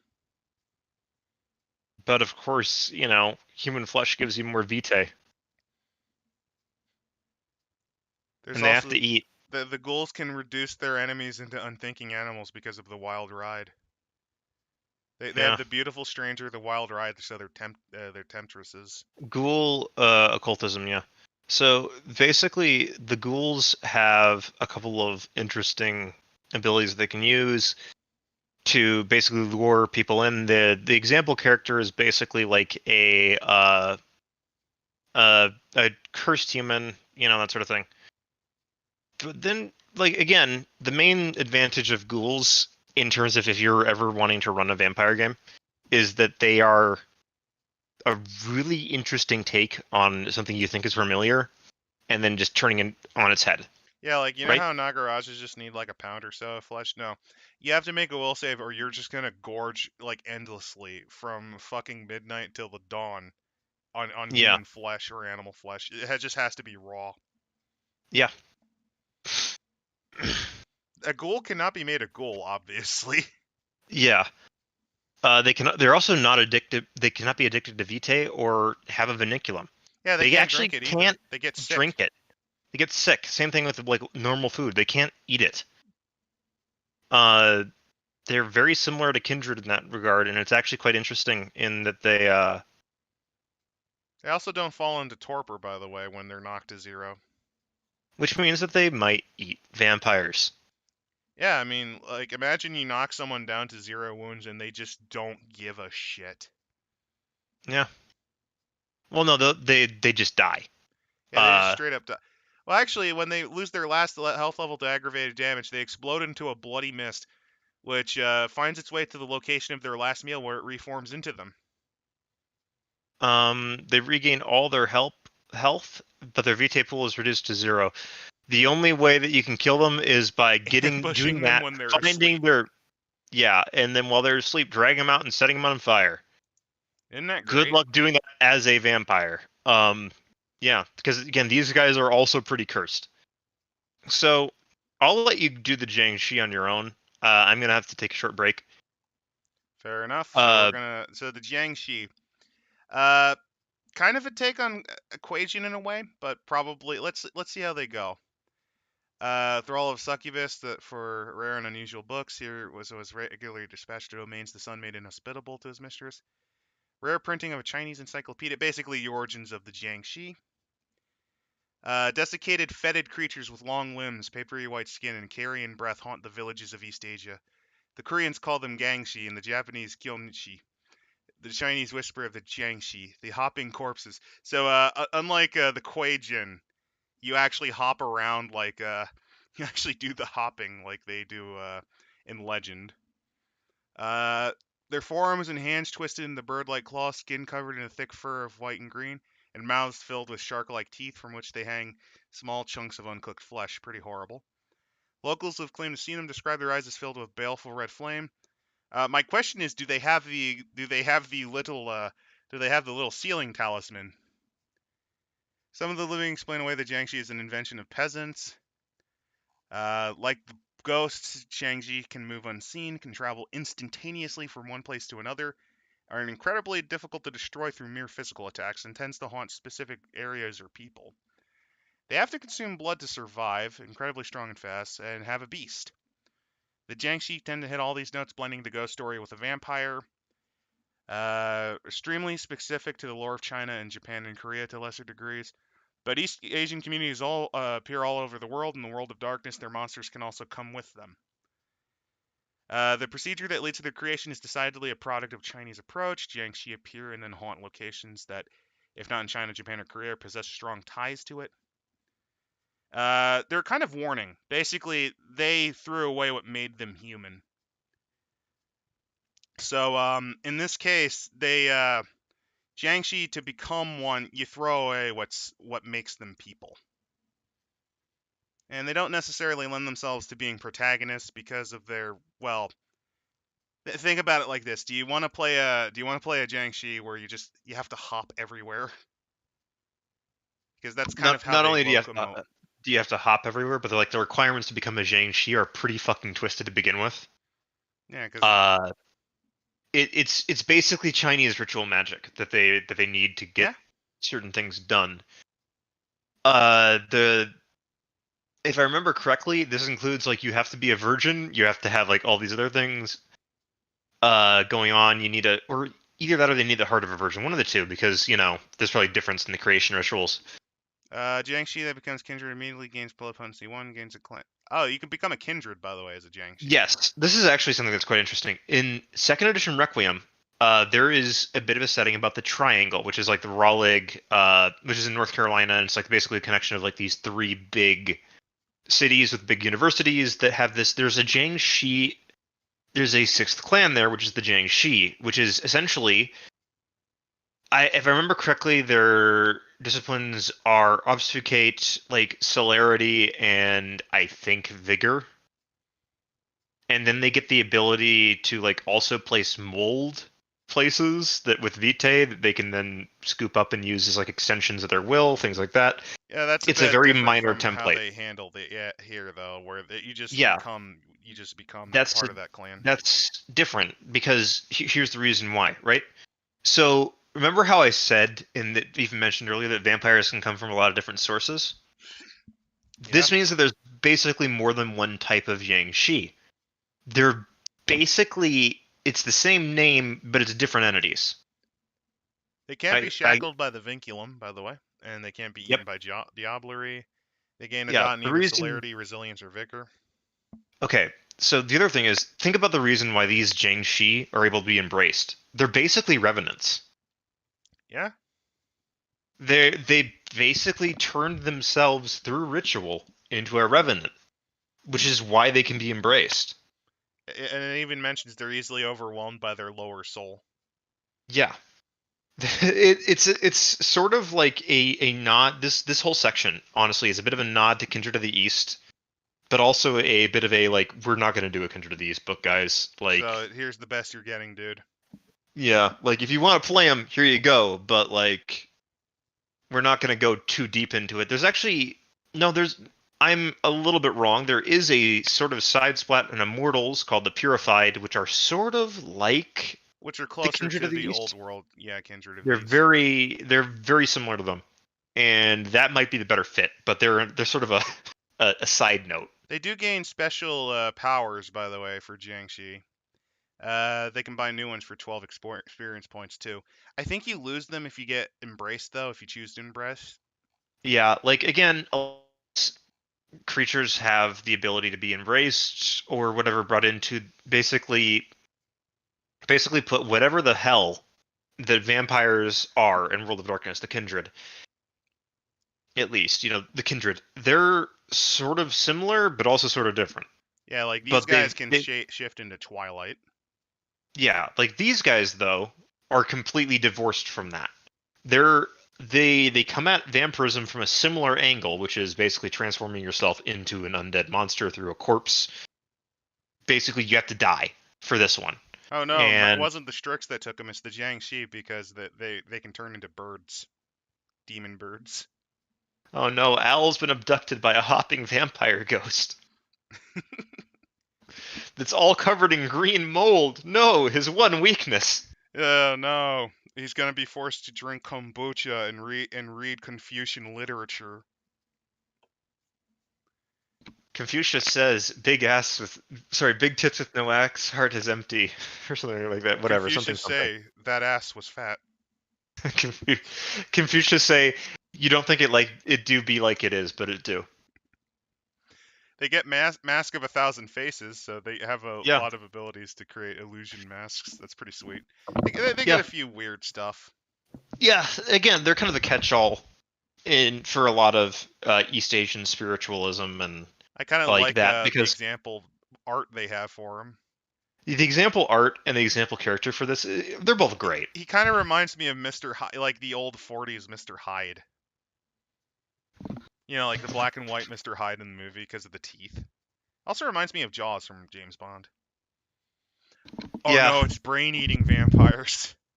Yes, these guys are actually one of the more interesting concepts in that, because remember, they introduced the idea of the fog of ages. They introduced the idea that as you get older, you lose memory. Right? What if someone was causing it? Yeah, that's their concept here is, what if someone was actually causing it? What if the fog wasn't just a law of vampiric nature? What if something was causing it? And here's like an example of this, and it's also that these things are kind of terrifying. Yep, they steal memories. It rarely completes in a single attack. They may learn intimate details of their victim's loved one, but not understand why they are that case. Yeah, they are just. They're kind of horrifying because it's the idea of losing yourself completely. Their own by the way, even they lose themselves really quickly because those memories they hold on to, They yeah, lose that's them. not very long. Yeah, Like to have a structured brain at all, they have to steal memories from others. yeah. Again, it's a short write up. It's not as in depth, arguably, as like the Jiangxi or Simba's or C Sanguinaria. C Sanguinaria is just great, like just flat out great.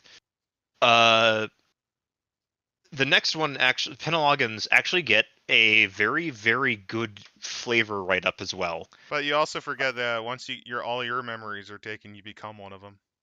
Yep, Memnivores will create other Memnivores, which is just not fun, you know.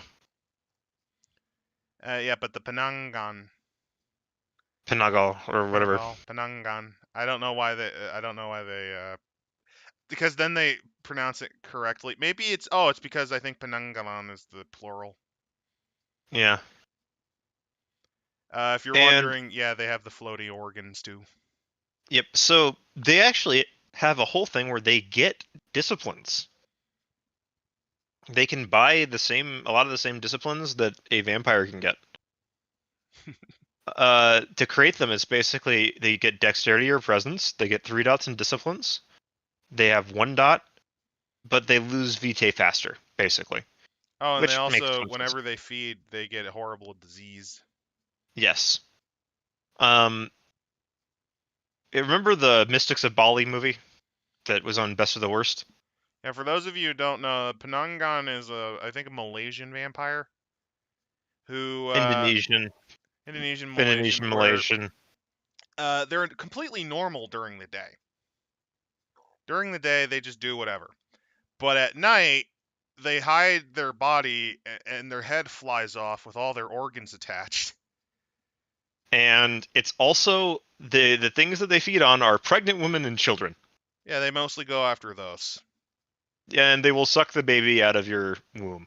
That sort of stuff. Yeah, Like they're an they explanation most for prefer stillbirth. to stalk after pregnant women, but they'll take women and children in general.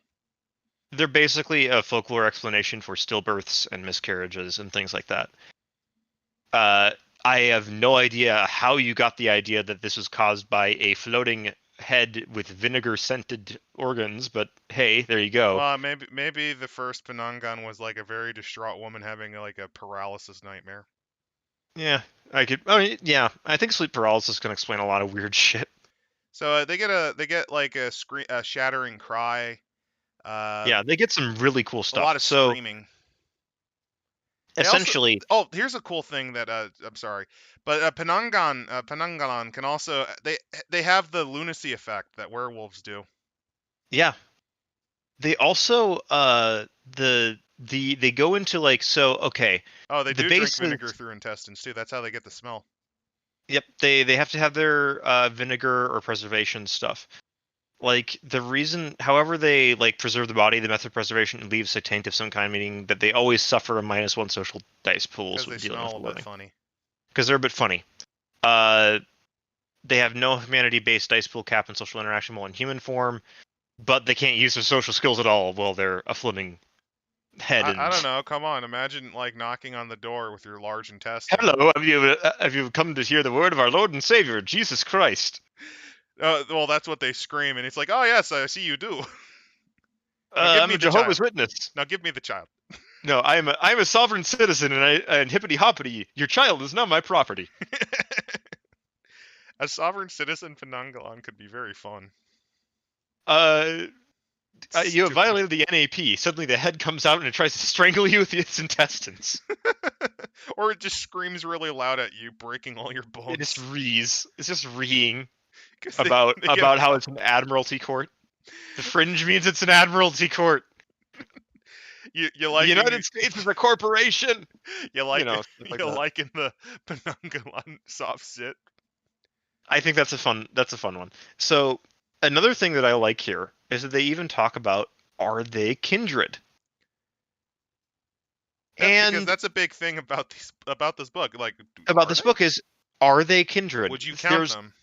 There's three things here that have already been presented that you could argue are kindred. Like the Formose, for example. The Formose, definitely. You could certainly argue the Penalaglon, and I'd also argue The Jiangshi to a degree. I'd say. also argue the Jiangshi. Because the Jiangshi can be embraced. They use Yes, disciplines. they're revenants. They're basically the step below kindred. Yeah, when you drain a corpse completely, but there's a bit of vitae powering it. Yeah. That's basically what a Jiangshi is. Formose operate completely like vampires. It's just their form of vitae storage isn't in blood, but in fat. Yeah, also, the kindred cannot learn the discipline of the Penalagon, which is another bit of things where that says they're not kindred. Because remember, part of the reason why kindred are kindred is all they have to do is drink the blood of another kindred and they can learn that clan discipline. Well, these can't. And the way you could probably argue that it works is maybe the Penungalon wasn't integrated enough. Yeah, they're on their own island and kind of isolated. Because the way you could see it, there's some that are clearly not, like the Baikosh. No, it's a spirit. That's a ghost. Asswang, those are shapeshifters. They're not really kindred. Those are shapeshifters that have a bit of vampirism in them. The Queniatiatio, those are just will workers that drink blood. They're just closer to crazy ghouls, or maybe a hunter conspiracy went horribly wrong. Yeah, ghouls are close, but not quite there. Close, but not quite. They can't. They actually reject vitae. Yeah, they reject vitae. They have no beast. They breathe. They're basically living. They're like paranthropists to our Australopithecus. Yeah. But again, remember, natural doesn't make any sense when you're dealing with this shit. Yeah, like the best way to put it is that ghouls are sort of like a branch away. They're similar, they're but like they're different to our humans. No, it'd be more like we're how would I put it? It'd be like if we're like a nurse shark, right? Yeah. They're like a cookie cutter shark or something like, or a whale shark or something like that, where they're a different branch of the of vampire. They're not really vampires, but they're not human at all. That's for sure. Formose are pretty much just a kindred branch that has a different mechanism that wasn't incorporated somehow. For whatever reason, they were able to reproduce. Evolution at work in the supernatural context. Memnivores are also potentially kindred when you consider that they just eat memories instead of blood.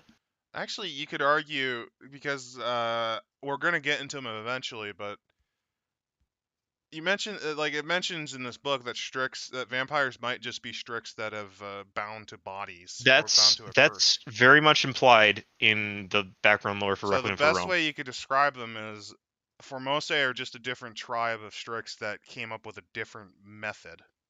Well, maybe, because again, the thing is that the Strix might be lying. That's always something you have to remember. That's definite. They're lying. They do lie. So anyway, we're gonna talk about the. But anyway, yeah, the Penangals, those guys. Sorry, the fun bit about this is that they can still, when they're floating around, right? I love this, by the way. Their internal organs are able to manipulate objects just as you would with your hands. Yep. So they can use a gun. Just imagine they can use a gun with their anus, which I find is just like... Or their blood vessels. Or like their heart. Like they can just have their heart beating, and that beat just is triggering an AK. Like, can you imagine that? I don't want to, but yes. Yeah, so their internal organs are also able to be used as like a club. I love how CryptTube looks like 2006 era YouTube on Netscape. Yeah. Yeah, it does. I kind of miss those days, to be honest. Yeah. Mind you, this book was written in 2008, so that's when YouTube really did look like that. So the Ragged Men are the next sort of bit of this. So they're also another parasite. Yeah, this is a specific type of parasite.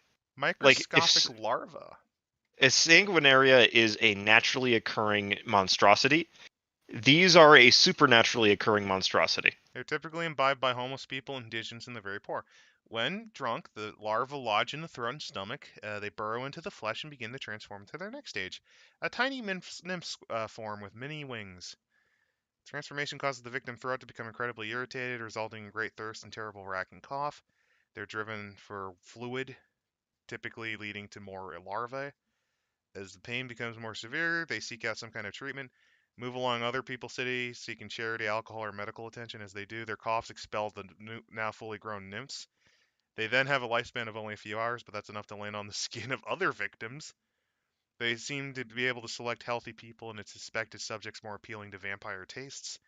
Even if that's not the case, nymphs immediately. Sorry if I'm reading the book to you viewers, this is just fascinating to me. Parasites always kind of are. Yep. Skin produce a reddening effect, like ruddy and young. The infection soon causes fever, which in this case gives them a healthy glow. Eyes widen, cheeks red, and the skin pales, exposing veins and arteries. So they're tempting vampires with this. Yeah, basically it's, ooh, It's hello. it's a parasite that's specialized in fucking parasitizing vampires. Yep. It's a They're, supernatural creature, so they survive perfectly well in their flesh.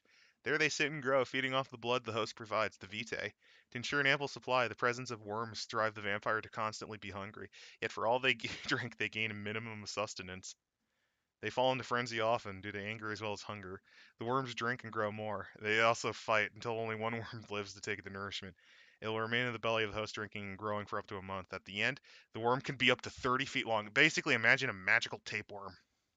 they actually do have ghoul tapeworms in another book, which I thought was hilarious. But if it remains That's any the one. longer, the belly or chest may swell and reveal the source of the suffering. Killing the vampire or tearing it open always kills the worm if it's still immature, but after only a few days of feeding, it's strong enough to attempt to enter its final, weirdest stage. When the worm reaches maturity, it begins to gnaw at the inside of the vampire's stomach, causing it a reaction as if the host has just eaten food. Vampire immediately begins to vomit nestily and bloodily, as is normal after eating, but it's horrified to discover they can't stop, and that unnatural white streams of mucus are also spooling from the mouth. It lasts half an hour, leaving the vampire exhausted and weakened from the spasms. Some even bleed to final death as they expel the giant worm from their throats. By the way, that's not the worst part. It gets worse. Because when the vomiting stops, the vampire realizes they regurgitated a pile of white rubbery material bigger than their head. If they have the Yeah. stomach to watch, they witness the pile coalescing to a humanoid form. It'll mimic, not perfectly, the person it vomited from.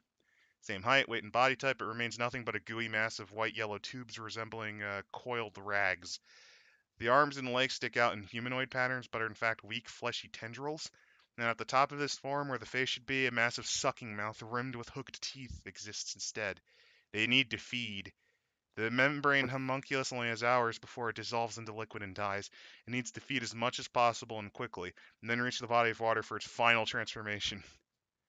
Flops around Basically, so yeah, it's basically like this weird seal worm tube man looking It's a motherfucker. wobbly That's, tube worm, man.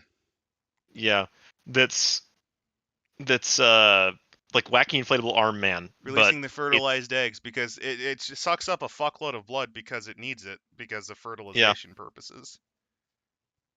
So it's trying to give you the big suck, and usually what it's going to do is it's going to eat the vampire that just did it, because that vampire is fucking you know, just vomited this thing out. It's probably dead. Vampires, they're not unknown to vampires, but they're basically like anybody that could possibly be infected with With this, this, they're killed. they're probably going to be killed.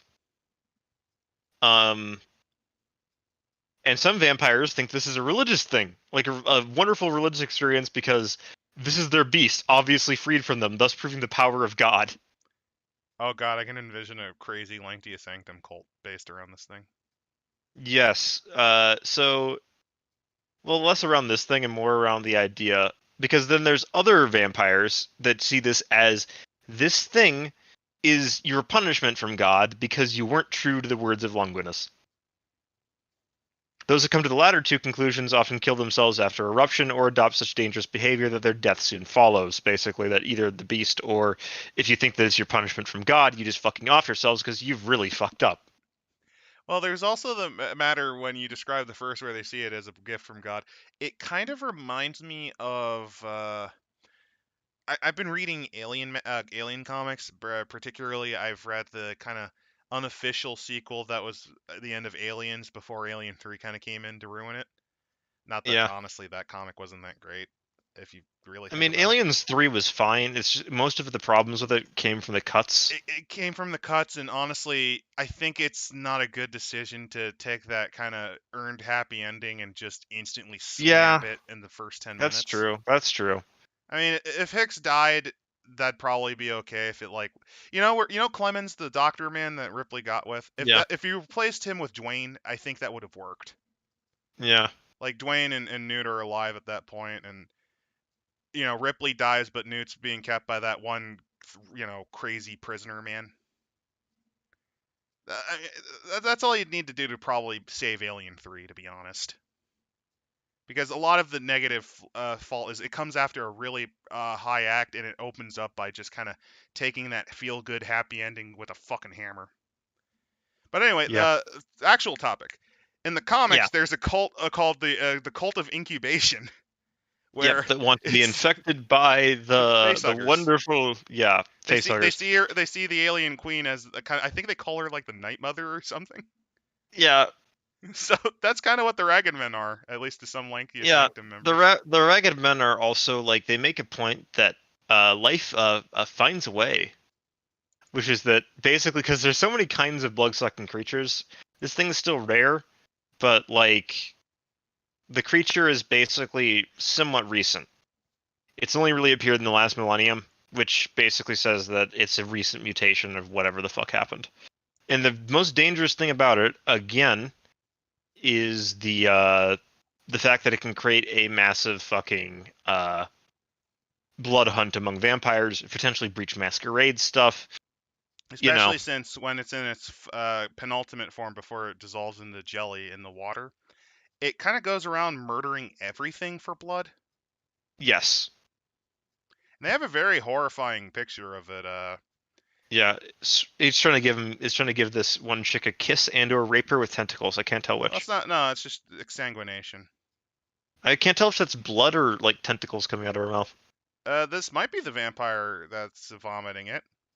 I don't know. Like that's I the was thing. It's a thinking little more tricky. like random poor girl. It's exsanguinating.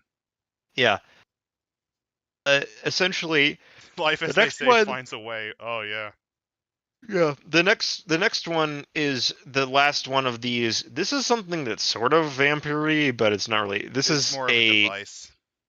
It's the Rossetti device, which is it runs off of this coral. It creates a cure for any ailment. It's basically a Cancer, con age man itself. thing. It works. Yeah, that's the difference, That's though. the thing. It works. The one cannot simply inject itself with the bacterial solution. Read the benefits. The waste the bloodstream has to have somewhere to go, which means that essentially the bacteria will essentially eventually kill you because the body needs blood. Therefore, you get hungry, and if you're not using it, you try to kill people and drink their blood because, well, you know. He was murdered by the first successful test subject, by the way. Yeah, I know. Who disappeared with the device. Obviously, like, why wouldn't you? Contains a filtering agent. The coral it uses as a filter is rare. It's only circumstantially required. It's only a species of bacteria. Basically, it's a type. It only grows in like the Italian Mediterranean, around mainly the lagoons of Venice, I think. Yeah. They essentially they talk about how this thing is a little weird. So one can't simply inject themselves with a bacterial solution and reap the benefits. Perhaps the waste of bacteria cleaned from the bloodstream must have somewhere to go. Yeah, here's the thing, right? So the treatment is weird because unlike a normal transfusion where blood goes from one to the other, it's kind of mixing it in. Donors' blood are devoured by bacteria and captured the coral filter. The blood of the subject is pulled out and either injected into the donor system or disposed of. Either way, the donor surprised the process and not very often. And basically, here's the thing about the device, the coral bacteria filter system. Yeah. It not only affects and destroys bacteria, the bacteria can also destroy cancer cells Yes, because and it can cure aging. cancer and aging itself, which is a little funny, but it's supernatural, so I'm not going to question it. It's less supernatural and more. This is more steampunk. So I'd like, say that, but aging requires it to like insert telomeres or some shit. who the fuck knows? Like, it's World of Darkness. Yeah, Like, it it's might do that. magic. It's magic. Fuck it. But yes, the fact is that the subject experiences debilitating hunger as the blood is ravaged in their veins by the bacteria. So they can frenzy if they see blood. They need uh essentially the problem with this is also that, all right, so the character drinks human blood, it satisfies the hunger for a number of nights equal to the number of points they ingested, just like a kindred would. However, if they drink kindred blood, vitae will cause lethal damage because the bacteria go completely apeshit because holy shit, this is great. The donor, by the way, takes blood damage from transfusions and really yeah, it's not fun for them. Yep, basically what happens is you filter the donor's blood with the bacteria, which Until they occupy it. fucking die.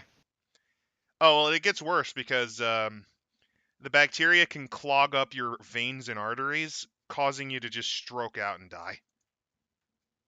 Yeah. Yeah, like the body can't produce enough blood to sustain it, and they begin to experience craving. I wonder if using magical antibiotics would stop it, but it'd probably really fuck up your day. Yeah. This leads us to the next slight bit of fiction section involving Strix and how they're creepy as fuck. Yep.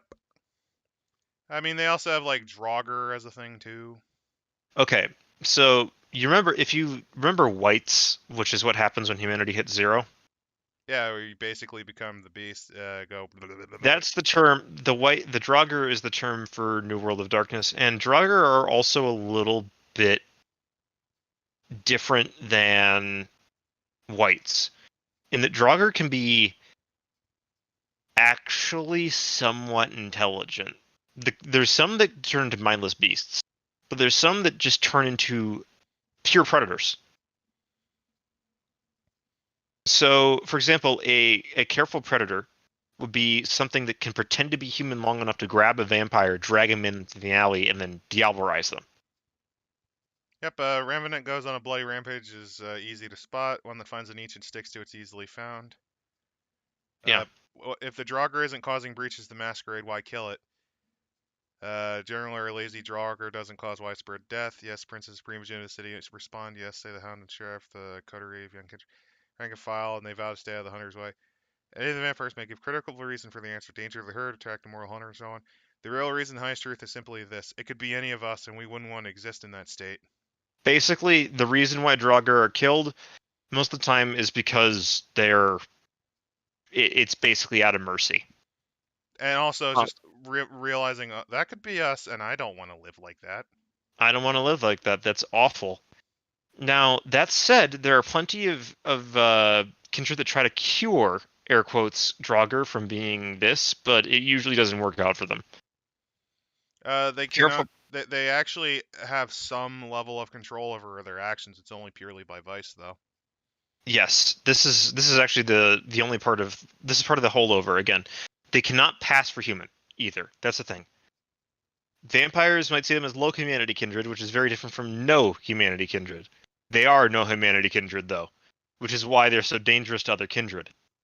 Because you look at them and you're like, oh, that's just a kindred that's at maybe one humanity, or he's Yeah, they can't that's still pass a for human vampire. except for a couple moments. They look like a monster: sallow, pale skin, fangs, raspy, breathless voice, since they don't take Yeah, enough air for appropriate loudness, sloped posture.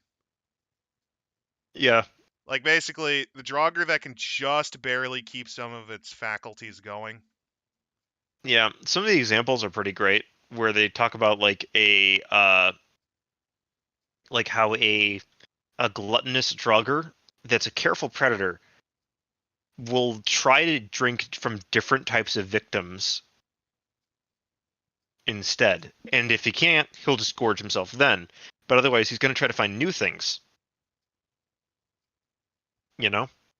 They also go into things like Wassail, Rotshrek. Yeah, they're Frenzy only very. lasts as long as whatever whatever caused it. Yep. And they also make a point that really Draugr are unable to embrace. They create larvae, which is the next section. Yep. They drain and kill their victims.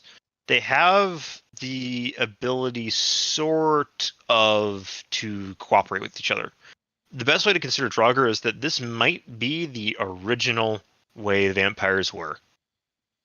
Yep. Out filtered from the vice, seen as part of the vampire's makeup since before the Requiem began, in a sense.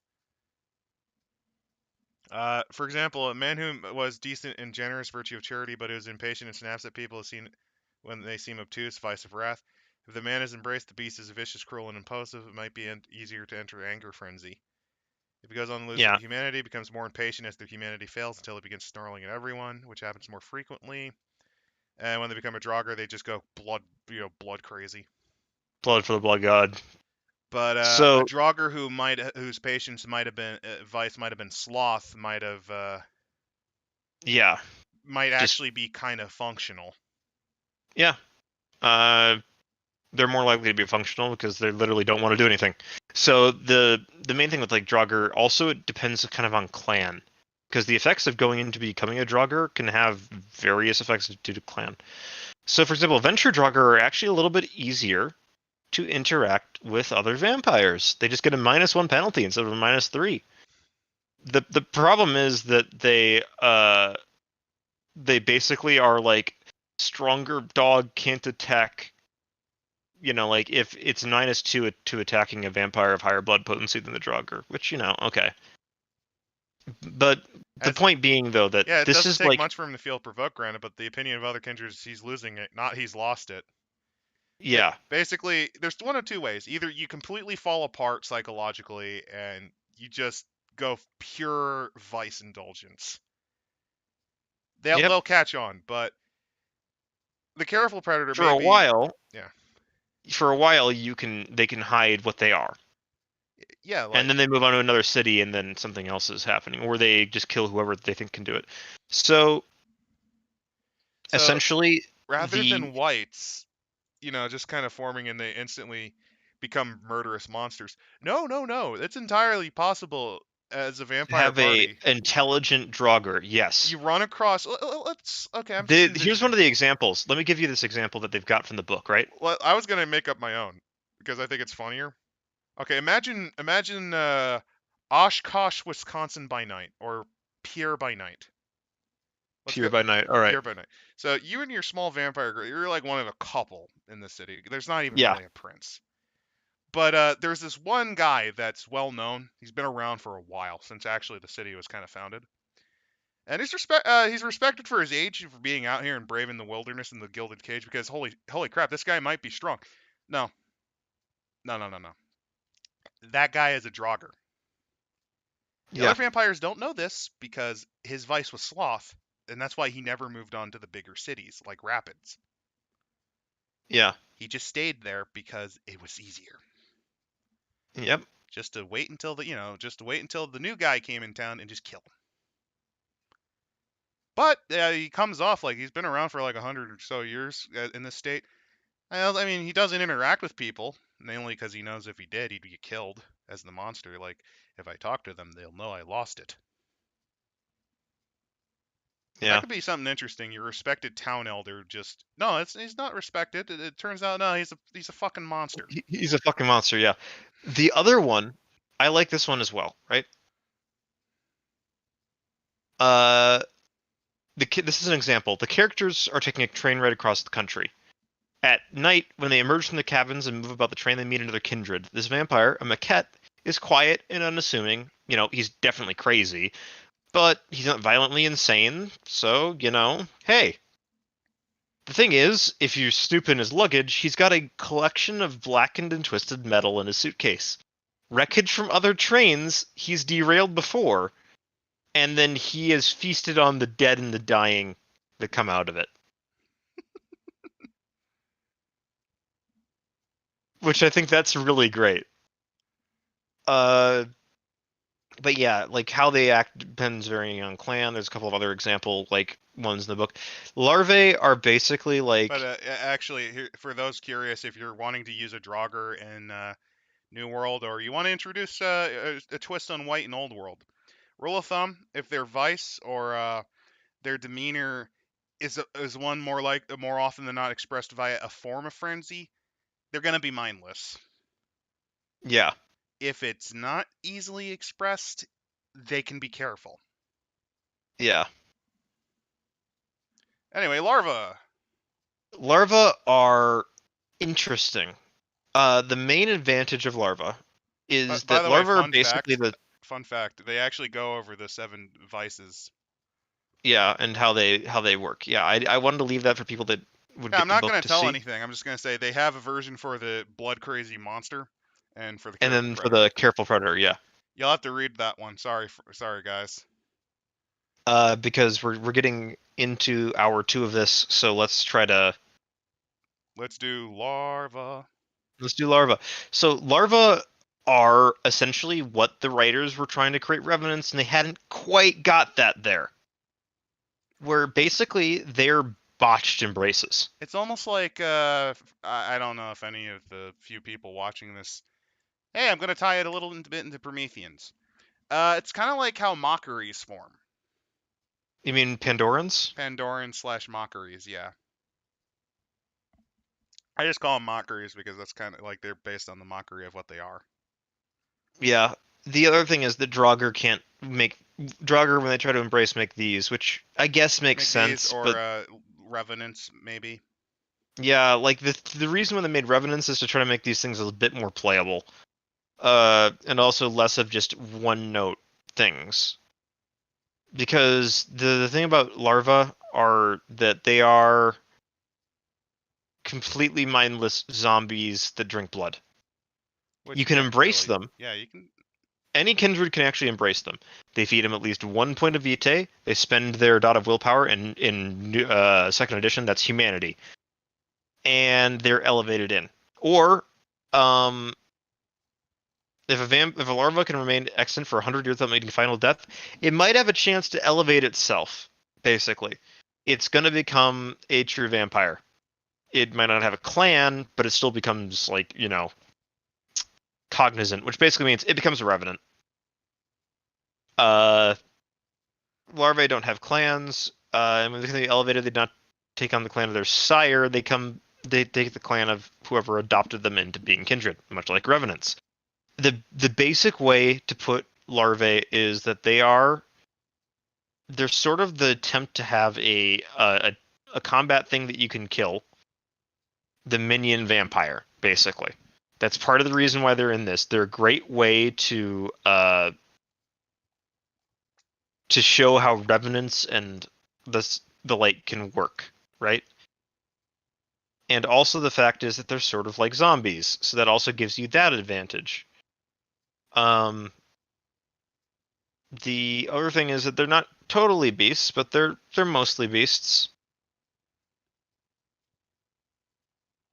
The main advantage though to all this is Kind of have a Bub the Zombie looking guy as one of the bits of art for those curious. yeah. The main advantage of all this is that you can have accidental vampires this way, right? First off, you can have a vampire where what they did is they they were created as a larvae. A Draugr embraced them, and then they ate another vampire, and now they're like, "Oh fuck, what the fuck is this?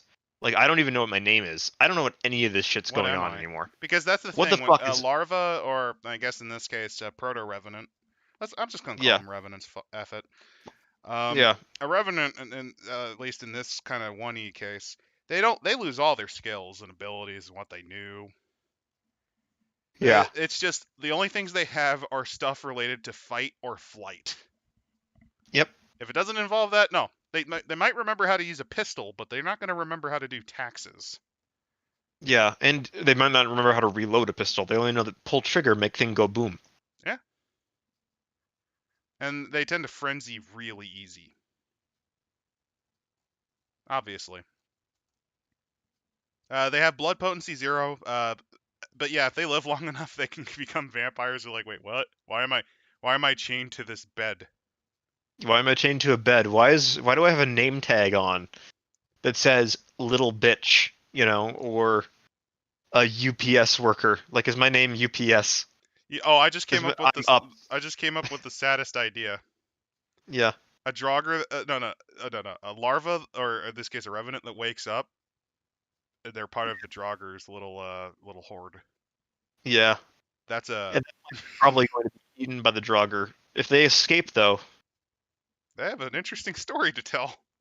Yeah, the other thing that they mention is that larvae are a little weird in that they might do things that are a little bit human occasionally. Like, they might speak a couple of words. They might collect things. They might be weird with bodies of people that they drink to death. They might have specific choices in how they feed. And another one is that they might choose not to eat a small child or something like that because there's just enough of that, right? There's just enough of that remaining in them that they might be able to be They have a tiny hint of the man. still left. Yeah.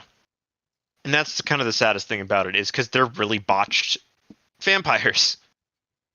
Also, fun fact: they kind of have a little bit of the Blood Brothers setup because they can detect themselves, their fellow larvae. Yeah, they're quite interesting. Now, here's the bit that we're kind of getting to.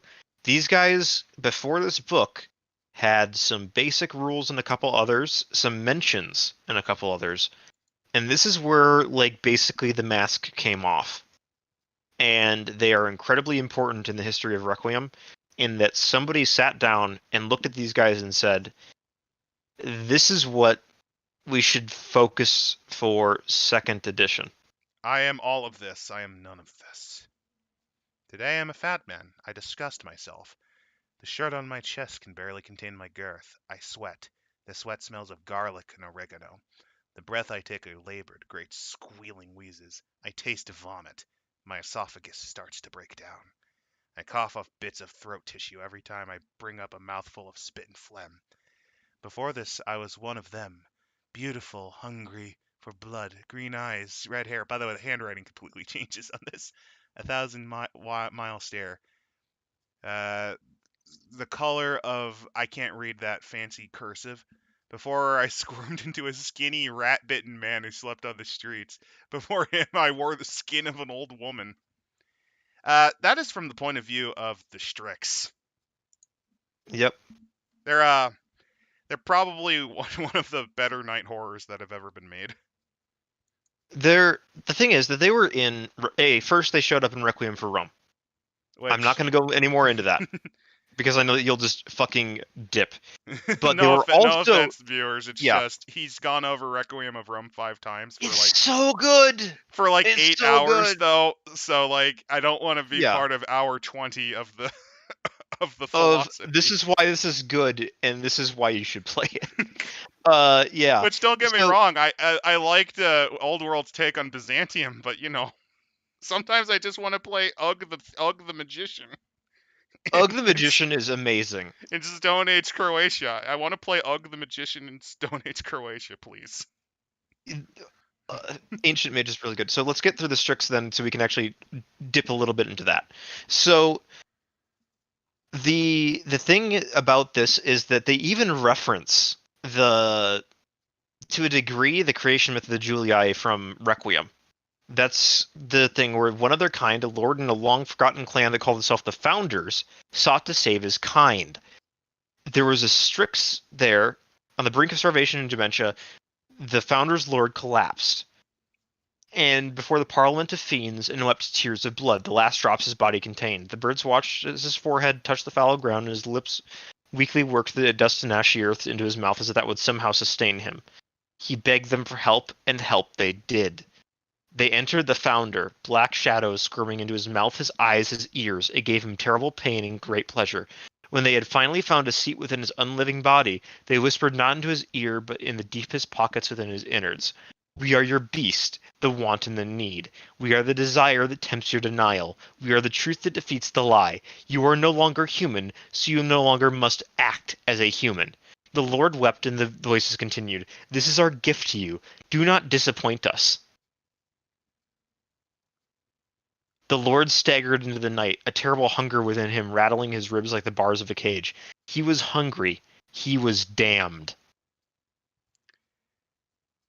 Yeah, see, those words do not disappoint us. It was a promise and warning. The Lord disappointed. Basically, yeah. Their dead emotions and human inclinations did not hold them back from being the predators they needed to be to survive. Within each was an urging devil, a ravenous beast. The gift of the birds was what they needed. Yeah, and they still played at being human. They created hierarchies, they gave speeches, debated issues, and pretended to still know what love and hope meant. Were the lords and keepers of men? Did they feed wantonly in the streets? Hardly. They kept to the shadows. Lurked in a subterranean city of their own making. They conceived the masquerade, a worthless mockery of human life and mortal morals. The They were Lord and his pretenders. child there were fakes and fools, each given the glorious choice to act as they wish without regard or regret. Misused, for sure. So that's when the Strix came and fucked up the Camarilla. Well, the Requiem version of the Camarilla. It's not quite why Rome fell, but God did it not help. No, it did not cause the fall of Rome, but it caused the fall of Roman vampire society. Yep. Um, Because the thing about these owls are they take over your body. yes. Here's the reason why they're so fucking dangerous. Because here's the thing: they were referenced in a Hunter book about vampires as well as this one. They were referenced first, of course, in Requiem for Rome, but as I've mentioned again, but like whatever. Like It's fine. point being, It's fine since we're talking about the Strix. yeah. Point being that this is where we start to give them a lot more mechanically available stuff and other motivations along outside of they really fucking hate the Julii. Actually, the best way to describe this is it's similar to how the Sabbat in Vampire 1 was completely undefined, really. Yeah. They worked really, really well in Requiem as basically the thing that's coming to end everything. They were the apocalypse of that setting. Oh, also a comment. A gift of pure nihilist sociopathy and psychopath. Yeah, that's what the Strix wanted the Julii to do.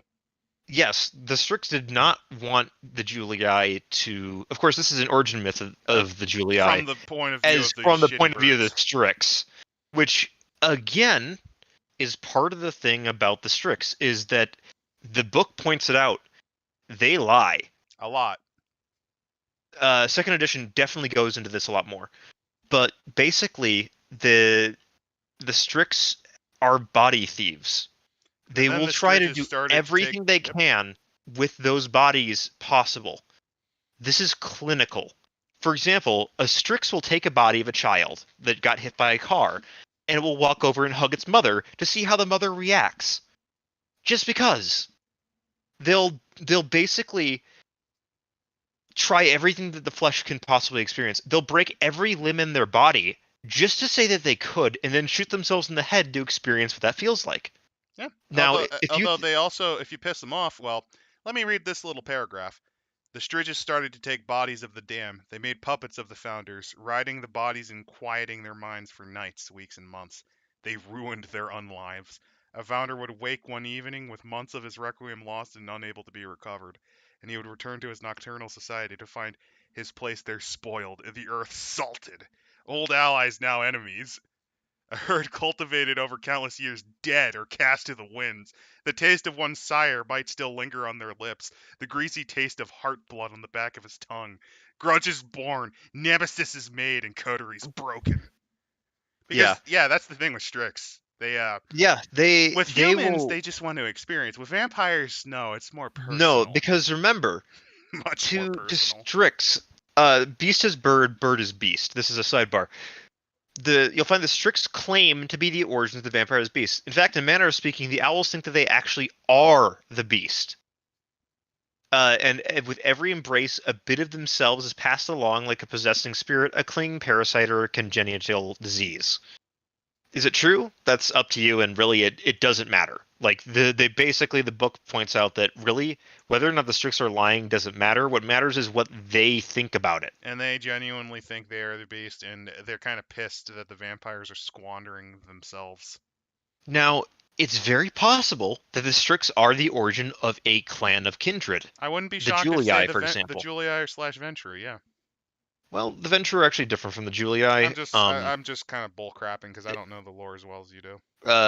Basically to sum it up, the Ventru clan book basically makes the point that the Julii were the ones that were already in Rome, basically, in that area.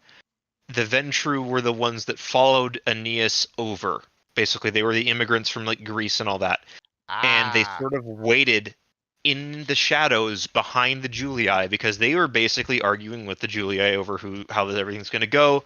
The Julii, because remember, I hate to have to bring up a bit of Requiem for Rome lore, but just no, it's fine. So to explain it. About the owls.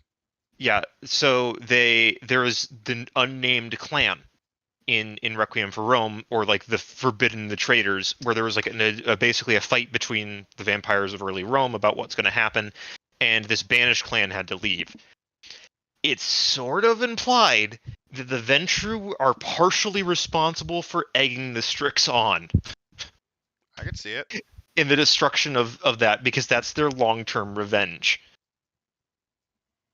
And again, because the Julii had different mechanics from the Ventru. They had the same disciplines in the original Requiem for Rome. This was retconned in second edition, where they swapped out a discipline. Basically, instead of having animalism, the Julii have vigor, which is fair enough. Instead of having the exact same spread, because it sort of makes sense, right? Yeah, they're different. They're different species, if you will. Yeah, they're very similar, but they're different enough, and also that because of their connection to the Strix, their weakness, instead of being mental infirmity, sort of insanity, which kind of got taken up by the Ventru in second edition, is that spirits do a lot more to them. Yeah. They're all dead now, aren't they? Slight mechanical changes. Not necessarily all dead, but most of them are dead, and if they're not dead, they're basically viewed as a Ventru. They'd basically be considered a Ventru bloodline. Good thing most of them are probably too young to know that. If there are any that are still alive from Rome, they're very, very rare. They do not want to be found, and they know very, very well that there are a lot of other vampires that would probably see them as a massive beacon to undead bird monsters that want to ruin your unlife. Because, yeah, the Strix hated them a lot. The Strix fucking loathe them. Like, remember, again, like, Strix as a whole tend to like vampires more because they don't rot. Yeah, that's the thing. So when I was talking about those, like, the experience of a body, well, they can hop from body to body, but over time, they decay incredibly quickly once the Strix is in them, because they're basically... To the boot, which the boot was based on Strix. The boot are basically a subsection of Strix in many ways. The best like, they started human, too. The boot are ghosts, basically. The Strix were never human, and that's a huge distinction that I have to make here. The Strix are never going to think the way that you or I do. They only exist because they exist, and they want pleasure. They're spirits. They're ghosts. They're both. They're neither. They are shadows incarnate in many ways. The best way to describe them, if you're wondering, remember, spirits in New World of Darkness are very fucking bad. They're not, spirits in New World of Darkness they're not intentionally evil, but when they appear, bad things really happen a lot.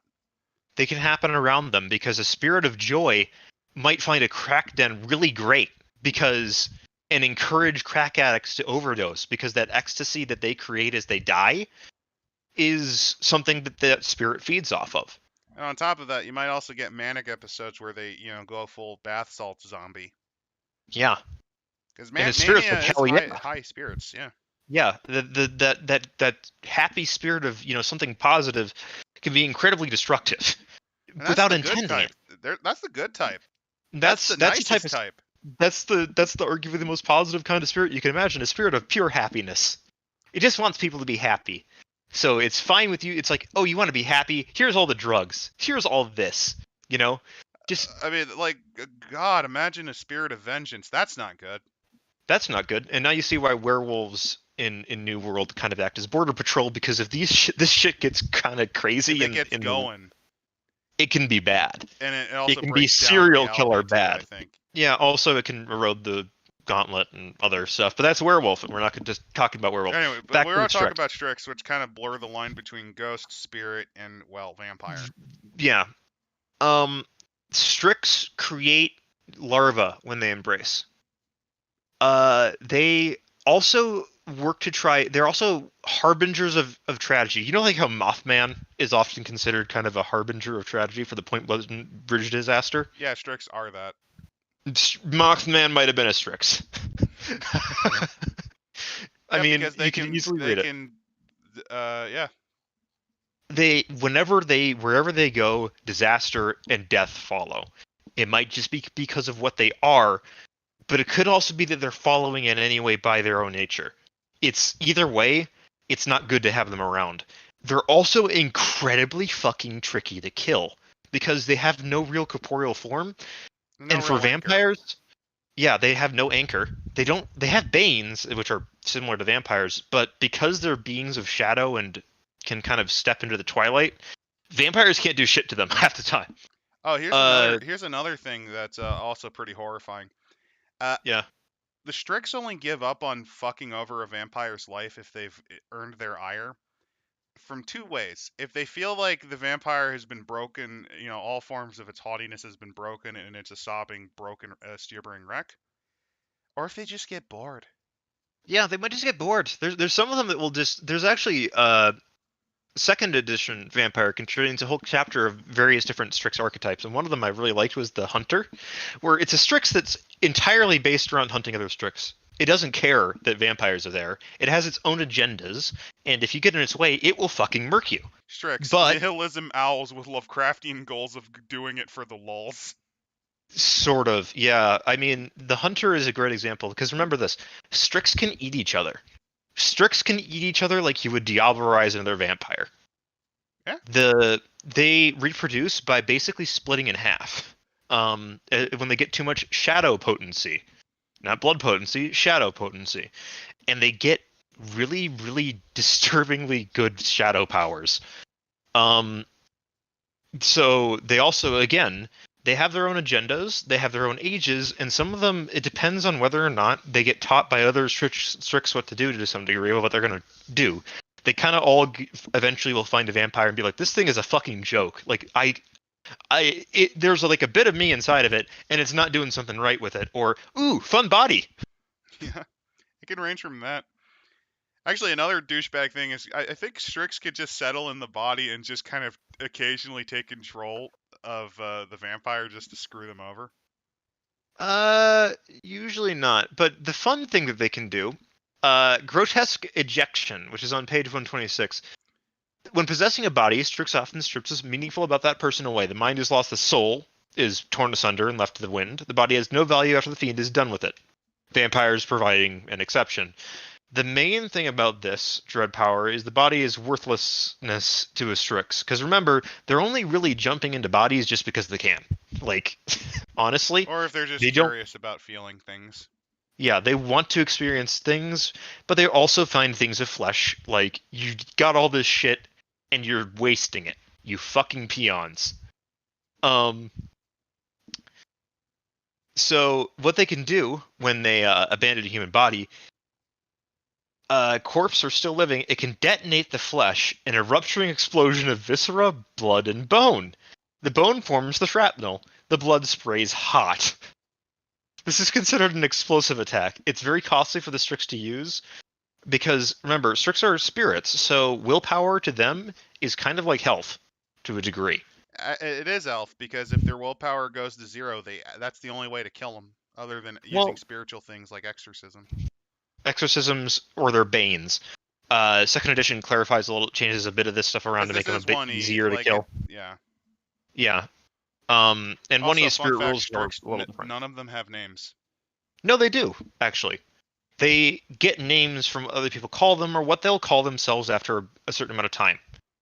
For example, there's like a Strix, like the Hunter, for example. He is the Hunter, and he calls himself the Hunter.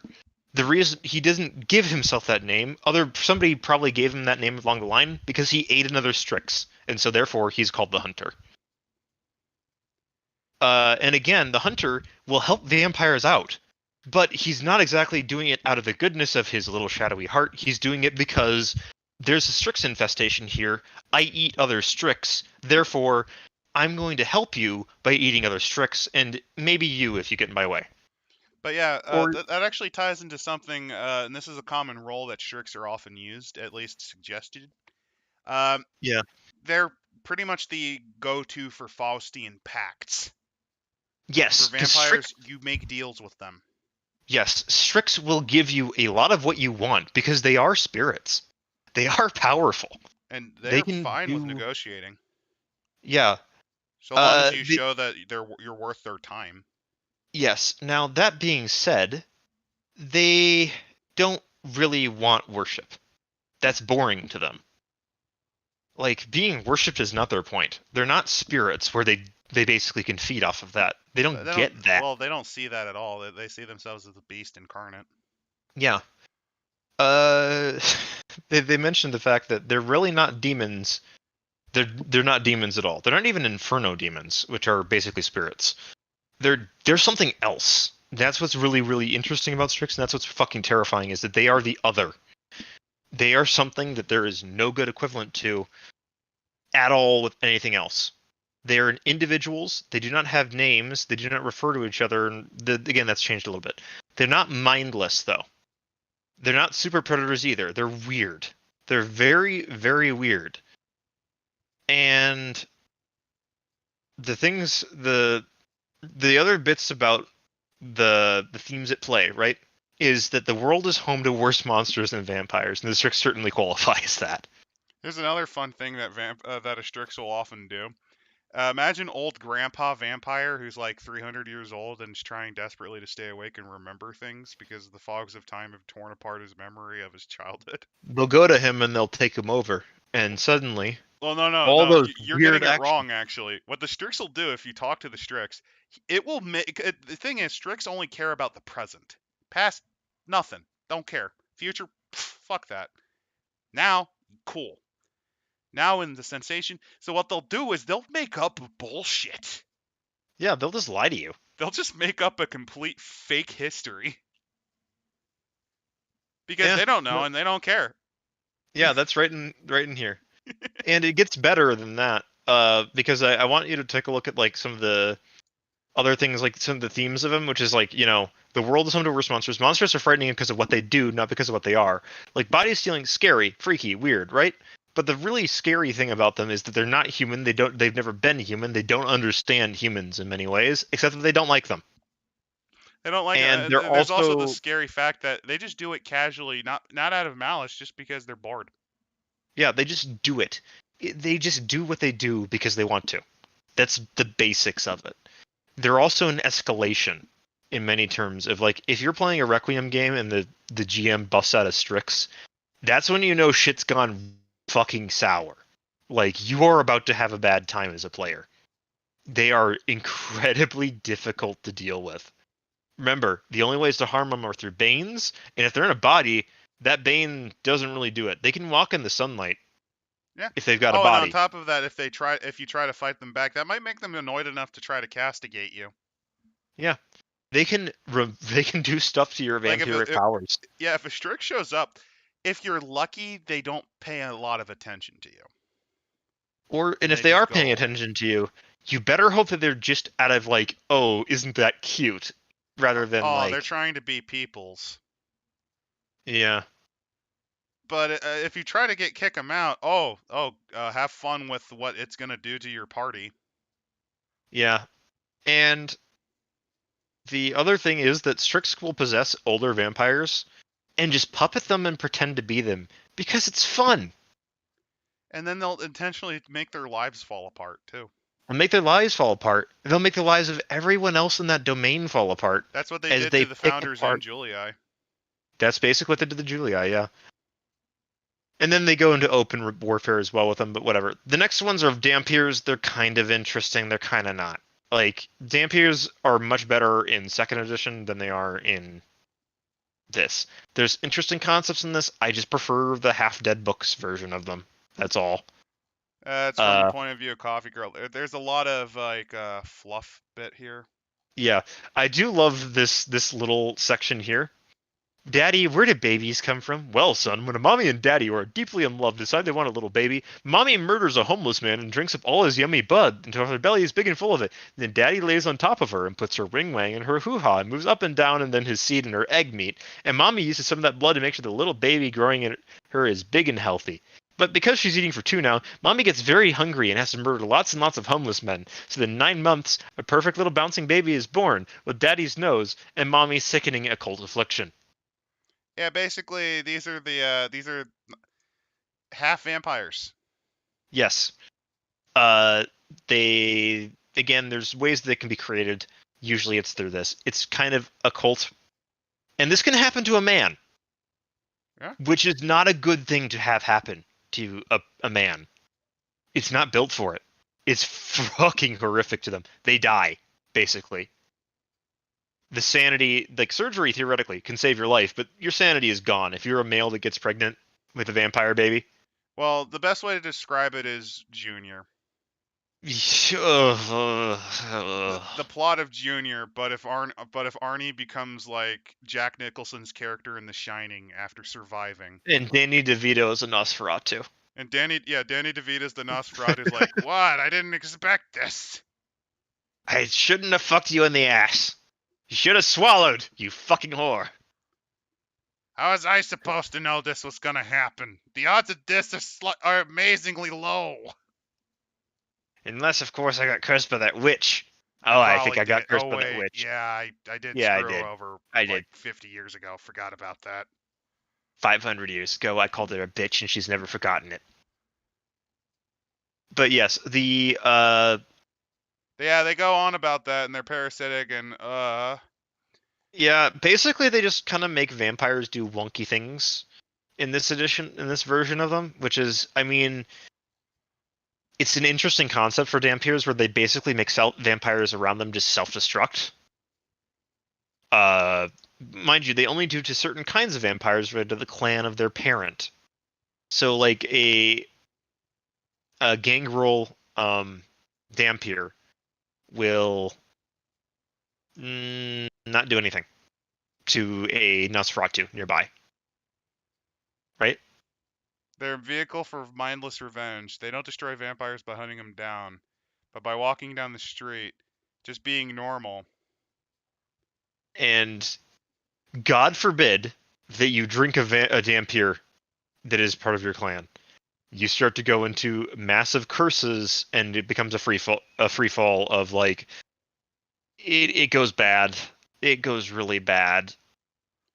The clan of the vampire parent influences the life of the child. They develop some traits similar to the vampire parent, Yeah, basically of that clan, and it sucks. they kind of create a psychotic fixation of the clan upon them, leading to their doom. Yes, again, it's an interesting concept. I just think it's not very playable or It's not only usable in not a very normal playable, game. I just don't think it's. I feel like this was their attempt to kind of do like what what old did with 15th gen or whatever. Yeah, like Thin Bloods. Now, here's the thing. I think they're interesting. It can be. I think that they're quite an interesting storytelling concept. I think that they're quite an interesting way to take a oh, hold on. But they did give us this art. So, like if you want your new goth waifu, here we go. Yeah, there's a lot of goth waifu pics. You have to read the Hold book on. though, because No, you can share this one.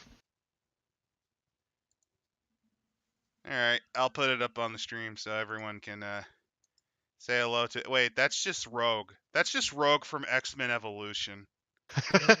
She even has the that's hair. Oh my that's god. that's the coffee girl. Um No, they have different art for her in mine. which one really? Did they change that then? A little more, a little lower quality in a way. Yeah.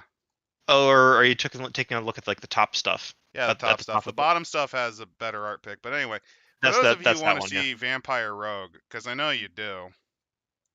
I know you do. Don't worry. I will show you Vampire Rogue. when I remember to set this up. Sorry, I'm boomering a little bit since it's been an hour and a half or whatever. Almost, I think it's been a bit over 2 hours. 2 hours. 2.5 hours almost. That's fine. That's fine. We can do the other night horrors, or actually Prometheans, because I want to get into Pinocchio Syndrome, the book. Yeah. Anyway, But yeah, here's Vampire Rogue in all of her gothy glory. she's again, it's Rogue. But hey, Just put it behind the banner just because I can. Yeah, here she is. There's the Dampier that caused a bunch of vampires to pull a John Hinckley. more that they go kind of crazy and That's what I mean. They go John Hinckley. yeah. They go full Taxi Driver. And essentially she's the description of stuff is Joanna Dark, edgy teen years, probably. yeah, like she's basically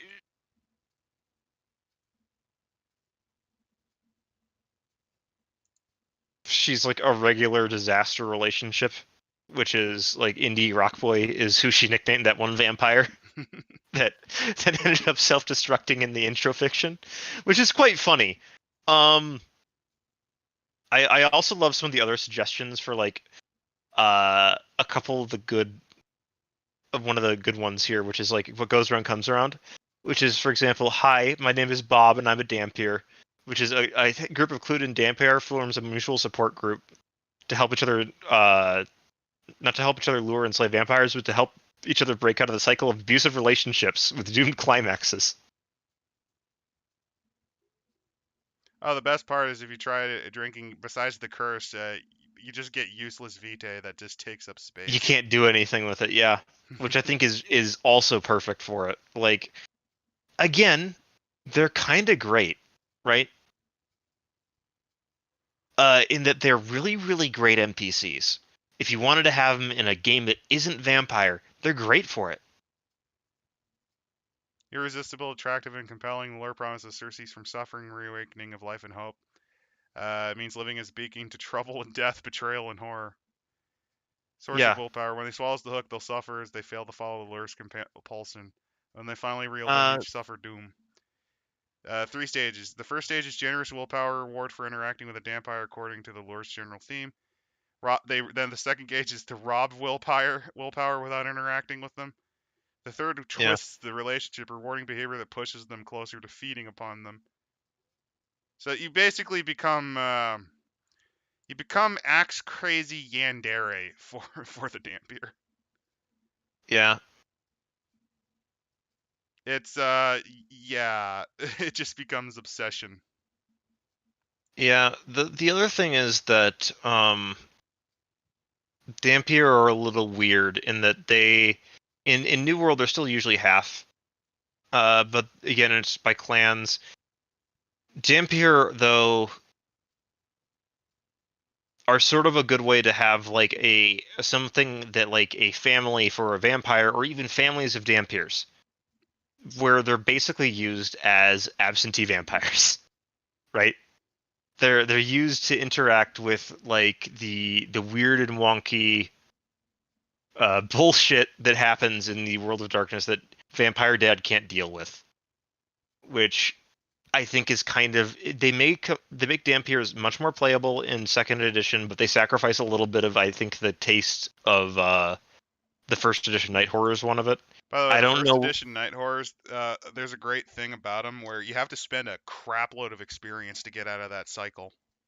Yes, Because where I you think that change parts of yourself to. I think that it works better if you're playing a horror game. Definitely use the Night Horror one's version of it because, well, they're basically a great way to either have a fun chronicle where you're basically like Dale and Tucker against evil, where you're Dale and Tucker and the vampires are the college kids that keep killing themselves for no reason. Keep killing themselves over you for no reason. Yeah, trying to like push you into the wood chipper, and then he just jumps into it by mistake. Like that Well, one. they don't really mistake. Like the way I'm reading it is they become massively obsessive, and then they get that curse of unluck. Yeah, well that's what I mean. Like, well, that's what I mean. Oh, well, it is good to let from yawning. What I mean by that is that Dampiers in first edition essentially just unconsciously cause vampires to freak the fuck out and fall apart. Like, Because just of the being lore there is and, enough. and the hope of becoming human again. Yes. But, again, if you're a player, they're not really that great to have around in a Chronicle, because they can, while they're a great way to fuck with players as a storyteller, they kind of also ruin a lot of the other things that you can do with a vampire. And for a player, if I had one of these things show up at me for a table, I'd be like, fuck that. I don't want to deal with this. Like, Although it can be a funny thing for, you mentioned mortals, that'd be funny, where yes. As a Mortals game, I would totally play a group of the Dampier support group well, where they have where it's not even like they don't even know what's going on. It's like every time we meet friends, they go crazy. yeah. It's like Friends, but it's with hold on, my guy just came here. Is that a dead dog he has over his shoulder that he's presenting to me as a gift? Like, sort of weird shit like that, where you're running into ancient and powerful vampires that are just spilling their spaghetti all over the place for no reason, I'm just and you have to envisioning deal this with it. like crazy man speaking in like you know the dialect that's spoken on the Cape Hatteras, which is like 18th Yeah, century English. They speaks like a yeah. Cape Hatteras resident going, "You complete me," as he's covered in like the viscera of his of his Of rival. his, yeah. You I love complete you. me. Join me in undead love. And you're like, you. You First know. off, you. B, second off, your hair is awful. You need to fix that. And third off, you need to stop talking like you came out of a Shakespearean play. Yeah, like again, if you're playing them like that, where it's a mix of like it's a dark comedy game, playing Dampiers would be amazingly fun Dampier for that. joins Order of Leopold. Chaos and hilarity ensue. They're also Order of very Leopold's old world, but there's a lot of fun hunter yes. You organizations you could could do. definitely pull, mind you. The other good thing about these guys is you could easily port them into Old World as an alternative to Thin Bloods. Which I think is more interesting. Where the reason why Thin Bloods aren't liked isn't that Dampiers have like vampire superpowers. It's because they cause Like, yeah, vampires to fuck whoop-de-doo, they themselves can up. survive in sunlight. That's what ghouls are for, man. Yeah, That's not the and thing. this Like, they can use maybe one discipline at best. No, yeah the they're reason we don't like them is because they like look at Gary over there, and he's like, Gary was a normal average Ventru who was at the charge of his top tier corporation. Now he's literally become a simp. now he's become a homeless man that lives in this kitchen that stares at her windows like 7 hours a night. Yeah, like that sort of thing. Where if that works much better for Thin Bloods and Old World. Oh god, I just realized, you know, it'd be a really great way to. I'm just envisioning like a Lasombra getting revenge on their sire for ruining their life as a human by making a dampier on purpose Yeah, and then that sicking them on Grandpa. that's definitely possible, but it's also a way to have like Oh yeah, that's the gag. None of them know what they are. yeah. Yeah, it's a great again, it's a great way for Dampiers to be there.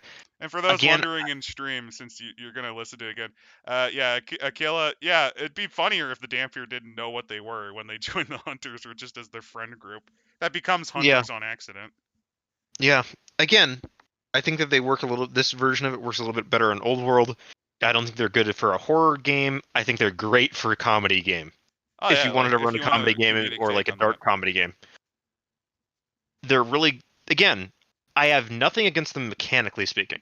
I think that they're fine mechanically speaking. I'd probably It's say out of the lot, out of the four they list, besides the Clever Draugr, which that's also something you can easily port into Old World, where the yes. whites, yeah, like you got your normal whites, but 1 in 10, they don't keep they lose the humanity, but keep a bit of that intellect. They go onto a weird, unique road, basically. Yeah, where it's not quite pathing. Like that's the thing. It's This is it's more about like an have more of alley. them. This is about have more of them in this idea, Yeah, where they're like, oh no, they're just on they're their just on path the of path of enlightenment. they're on a path of enlightenment. What path of enlightenment? Everybody's just kind of quiet and waiting, and like, because when you consider the paths, you'd kind of have to have a Draugr to create a path, wouldn't you? Yeah. Yeah, there you go. There's your explanation for the origin of a path. Like a Draugr that kept their sanity a little bit, or in this case, Enough white. to replace, a white that kept their sanity enough to replace the old ideas of humanity with something completely new. So I'm just envisioning like this about having like a few, like kind of like the Black Company equivalent. You know how Yeah. Valkyrie has their Suicide Squad. Yeah. I'm envisioning this for like besides shovelheads, like they might seed them in with one of these guys that are functional whites. Maybe Yeah. they're even just called the Order of the Lily Rose or something equally Catholic. Yeah. Again, I think that we should probably wrap up and just kind of say what we Wrapping up. think of this book. In conclusion, the book that we've read, the Wicked Dead, I would say as a whole quite good. Yeah. It introduces a variety of takes on vampire. Out of the lot, I think the winner for me are probably the Buddha. Formosier are pretty fun. I also really much like the Jiangxi and Ghouls. And honestly, getting a full look at the Strix make it worth it, and Dampiers are great for a comedy take. Also, Draugr. Either The way they handle Draugr is pretty great. Yeah, again, either as a comedy tank or as like one of those things where you have as something in your back pocket for players that are really power gaming. Again, it's one of those the things punishment also of power game. Yeah, I would do it. there again, the other thing about them is that I would never stick this on a group where you're not willing to make players hate you if they're playing vampires. Or if they deserve it. Like the quote to quote good old Joker, get what you effing deserve. Yeah. Basically, if they're acting as completely untouchable assholes that are, like, oh, I'm never going to frenzy. Ooh, I'm never going to do anything like that. Just like when they go to their hotspot, there's a new regular. Her name's Becky. Yeah. And not their sire, but like their sire's equivalent brother's child created her. Yeah. On accident, or maybe out of revenge. You don't know.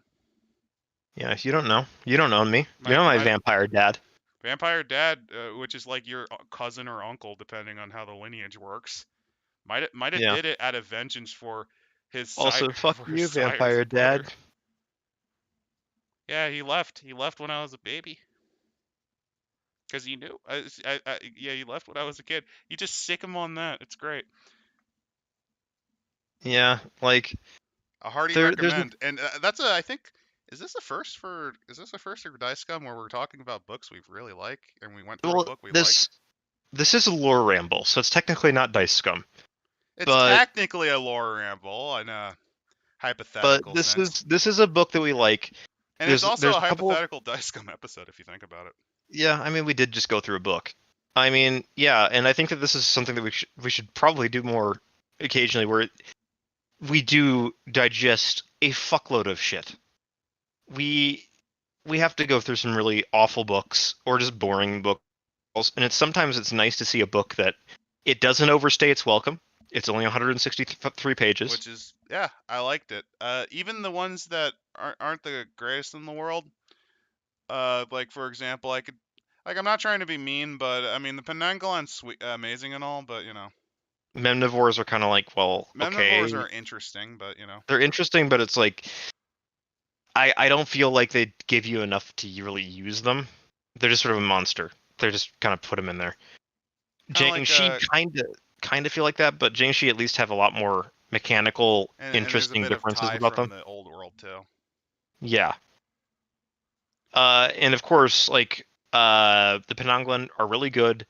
They're good. I think it might be because I kind of prefer the Aswang as the shapeshifter kind of guys. Yeah, Samantha Sanguinaria is amazing. Fantastic. Like, this is one of those things where this is a horrifying fucking thing. My two favorites in this book, besides the Buddha, which is basically the Strix, but more interesting. Well, as a monster, the Strix are interesting, and this is what you send if you hate your party. This is the Strix are what you add if you want to add the concept of you are not the baddest monster out here. Code red. Yeah, threat. Code red threat. something that can end an entire domain just by being there, and you have to somehow deal with. The Buddha is more of a false panic, interesting kind of take. Yeah, well, it's also the Buddha has the advantage of, well, it's human, essentially. I don't know. That's probably the one I'm most fond of, besides the parasites and the ghouls and the Jiangshi. The Fat ghouls are vampire's also great. cool. The fat pyres are quite funny. Yeah. Anyway, I think we're really gonna leave it before we get to the 3-hour mark. So yeah, Yeah. next recording will definitely be a book called Care Bears the Staring. The next stream, it's kind of a menagerie, but if we do it, if we're gonna do World of Darkness again, why not Prehistoric Mage? That sounds like a fun thing to ramble about. The Dark Arrows. Dark Yeah. Arrows is very interesting as a book, in that there's some ideas where you're like, why is this in the book? And then there's other ideas where you're like, It works. Like Viking era werewolf. yeah, Viking era werewolf and Geist. Like they have to throw Geist into a couple of settings because there's no real good one to throw it in I'm actually individually. kind of a fan of Dust Bowl Promethean as a concept because it Dust makes Bowl a lot of Promethean sense. is in here. All the original Dark Arrows core splats are like, mwah, mwah. If they made full books around any of those, I would buy them. So either But we'll what we cover got Dark is Arrows still a really bit, good. or maybe Prometheans, because again, Prometheans is kind of one of those things that's Yeah. probably my The second favorite of the World of Darkness, or first favorite. It's just really hard to get a game going. the main thing also when we're talking about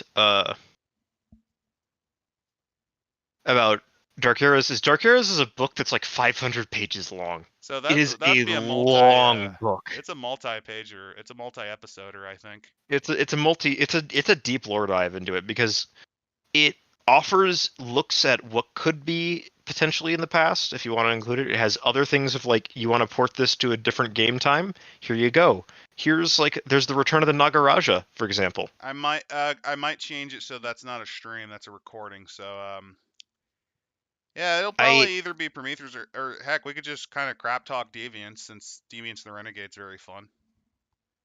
Deviant, it's soon to break out. Hunter Second Edition is soon to also break out. That one, I did do the Kickstarter for that, so we'll be able to get our hands on that early-ish. But yeah, expect some stuff like that. And last but not least, more analysis of D&D classes. That's another potential live stream you might see. How many third-party splat books are you going to go into, or are you just going to be looking at the first party only? Well, actually, there's some third-party stuff that's probably also available. Yeah, because that's the one thing when I'm talking about with your typical well, I guess the best way to put it would be like there's so much third-party content for third edition because of the openness, open license, that you're gonna find some real stinkers in there if you look. Did you not see what we did for the Dungeon Master's Guide and then later on the Miniatures Handbook? Ugh. You think that's bad? Again, the next autistic analysis, for those wondering, will be probably Complete Warrior. And that's probably going to be a multi-parter because it has the most prestige classes out of all of the complete books. And most of them are not very good. That is very true. So to prevent waffling, yeah, next stream will either be something Promethean, something Deviant, or something Complete Dark Warrior. Arrows. The next recording will be Care Bears the Staring, and Dark Arrows probably would not be a stream. It's too big. Because Dark Arrows is huge, yeah. Then there's also like a second edition and a companion book for it. There is a lot of Dark Arrows materials. We're not doing that as part of that compilation. There will be a break between there. So anyway, like I said, to prevent this from going 3 hours, I'm going to end the stream. Have a great night, everyone. Have a great night.